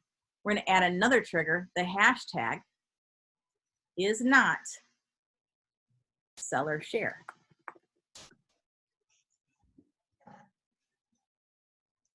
And this I always have to do this twice. So anyway, so hashtag is not Facebook buyer, hashtag is not seller share, then that will prevent this campaign from running simultaneously with other campaigns. So for example, let's pretend you create a custom campaign for, you know, let's say you post on Google, like on your Google My Business page, you post, you know, a squeeze page for buyers to check out a property or a list of properties. And you attach Facebook buyer hashtag to that link, to that squeeze page, so that when people come in, they'll get that Facebook buyer campaign, or I'm sorry, Google. We're talking about Google. You give them the hashtag of Google buyer, and because you create this new fancy Google buyer campaign. And so you're going to say, hey, you know, you clicked on a link on Google the other day and I'm the realtor and blah, blah, blah. Okay. So let's say you create a new campaign for buyers. And so what you'd want to do is, let's say you created that campaign and you said, okay, anytime this campaign has Google buyer attached, or this lead has Google buyer attached, then go ahead and run. You'd have to remember to go to your conversion default buyer campaign and add another hashtag. So you should see mine. Like, I have several buyer campaigns, so I have like 12 different triggers that say hashtag is not this, hashtag's not that, you know, because I have different buyer campaigns. So I have to prevent this campaign from running at the same time those custom campaigns are running. So anyway, does that make sense? Yeah, I think so. I'm anxious to go back and watch this from the get-go, from the start, just to tie it all together. And so I just want to point out, so I emailed this, but I can put it in the chat again. There is this campaign training in this template. So this little video, and this will be more shorter and more concise for you, that you could just watch these instead, actually. But this talks about activating your default campaigns from your kvCore library, just to add them in there and activate them, and what they are and what they do. And then this one is an hour long, but it's about customizing and modifying all the campaigns, the Facebook buyer campaign, the seller share campaign, even next door seller, agent attraction. So this training's all in there, and I talk about the campaign logic in there too. So just so you know. And then here, these are both the exact same document that brings you to this campaign copy and instructions. So if you go here, you can watch the video training series all about understanding campaigns and automation in kvCore. So I talk a lot about the kvCore campaign logic. And this is all my templates that I use for those campaigns that go with the training. And also instructions. Step 1, do this. Step 2, do that. So it's what I need. Yeah. So like Step by step.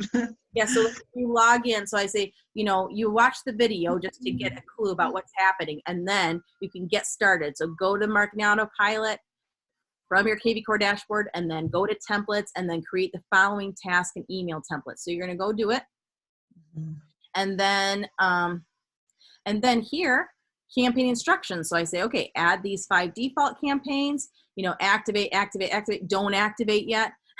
And then modify the default buyer campaign by doing the following, step 1, step 2, step 3, everything's in here. Do this. Here's the description. Here's the, here's say yes, always run. You're going to delete the first check-in email. Oops, I got that. Oh, delete the first check-in task. I just have it right here. I don't even know how to make it more complete than I made it. So that's wonderful. Thank you. So I'm going to, the last thing I just want to share with you, because I didn't get to share it with before earlier today anyways, I'm going to share it with you, and then whoever watches this video, maybe they'll get it too. Here under my profile, because this is stuff that's not included in the template, this part. Under my profile, if you go to settings here, you'll see this little part, daily call creation. So another thing that kvCore does like automatically for you that you might not know about is that it creates call tasks for you that's going to show up in your kvCore mobile app, or I'll show you where else on your computer it'll show up. So it'll create these call tasks. So what it'll do is just anybody who's a prospect, a new lead, or active lead, kvCore will automatically create call tasks for you. And I like to include my sphere as people who will be included, so that I just kind of can make sure I'm calling a couple people in my sphere every day, So it's going to auto create the calls each day. And this is just how it is on default. So the only thing I changed so far from default is I added my sphere. You can also choose to have it create calls for you on weekends or not. On default, the number of calls it's going to create is 10. So you can increase that or decrease it. I want to call 100 people every day, or I want to call 50, or I want to call 3. I don't care. You decide. 20, and then it's going to send you an email at whatever time you set it up. That's going to say, hey, Reagan, these are the list of people you're going to call today. Okay. And so that's the daily call creation. And you just save to make that change. So besides your kvCore app, the other place it's going to show is here in the tasks. And so if a task to make a call or to do a thing is due today and you don't do it, it's going to move to the past due section. And that task is going to live in the past due section for up to 7 days. And then it will disappear as if it never existed if you don't do it. You can snooze the task or just complete it, check the box to complete it. You also have the option to check the box to complete it from your mobile app. Okay? Okay. And then finally, I just want to make sure I share with you So this training template has all these tabs at the bottom. There's like a social media training. And I have the directions right here, like watch or read the following trainings below. You know, so okay, this one, then that one, then that one, then that one. You know, if you're already good with Facebook business page and you think you're completely dialed in and don't need that training, great, skip it. But if you don't have a Google My Business page, you know, click on this and see what that is. You know, if you're not really doing much with Instagram, here's some trainings. If you're not doing much with LinkedIn, here's some trainings. Because these are the 4 I think you really need. So anyway, there's this lead gen training section. So more about creating squeeze pages and tactics for creating squeeze pages. But in the video that you're going to get this replay in the first part that you missed, I talk about this. Even though we lost kvCore for a minute, so I kind of just played some of the videos and then I stopped and talked a little bit. So it worked out. Anyway, if you ever get lost in these tabs, you can just click on this little button here, go back to introduction page. And whenever you click on a link in here, see how this little just pop up? Yeah.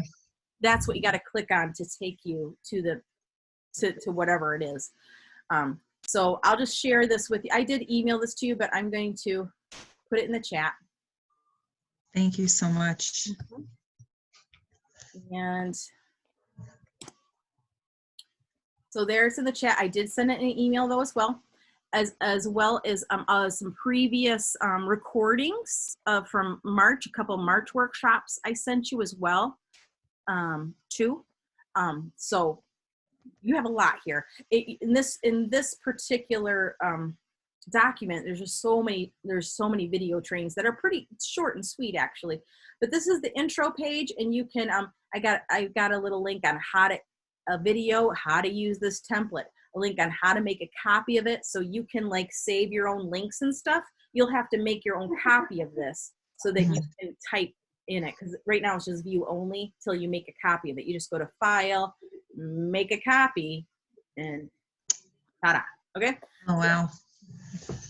Okay, good enough. Wonderful. Yes, this is wonderful. Thank you so much. And am I accurate? Have you been doing this for 5 hours since 2 o'clock No, Michigan time? 4 o'clock Michigan time, so 3 hours. Oh, okay. 3 hours and 15 minutes, still a long time. Yeah, that is. Thank you so much. I appreciate it.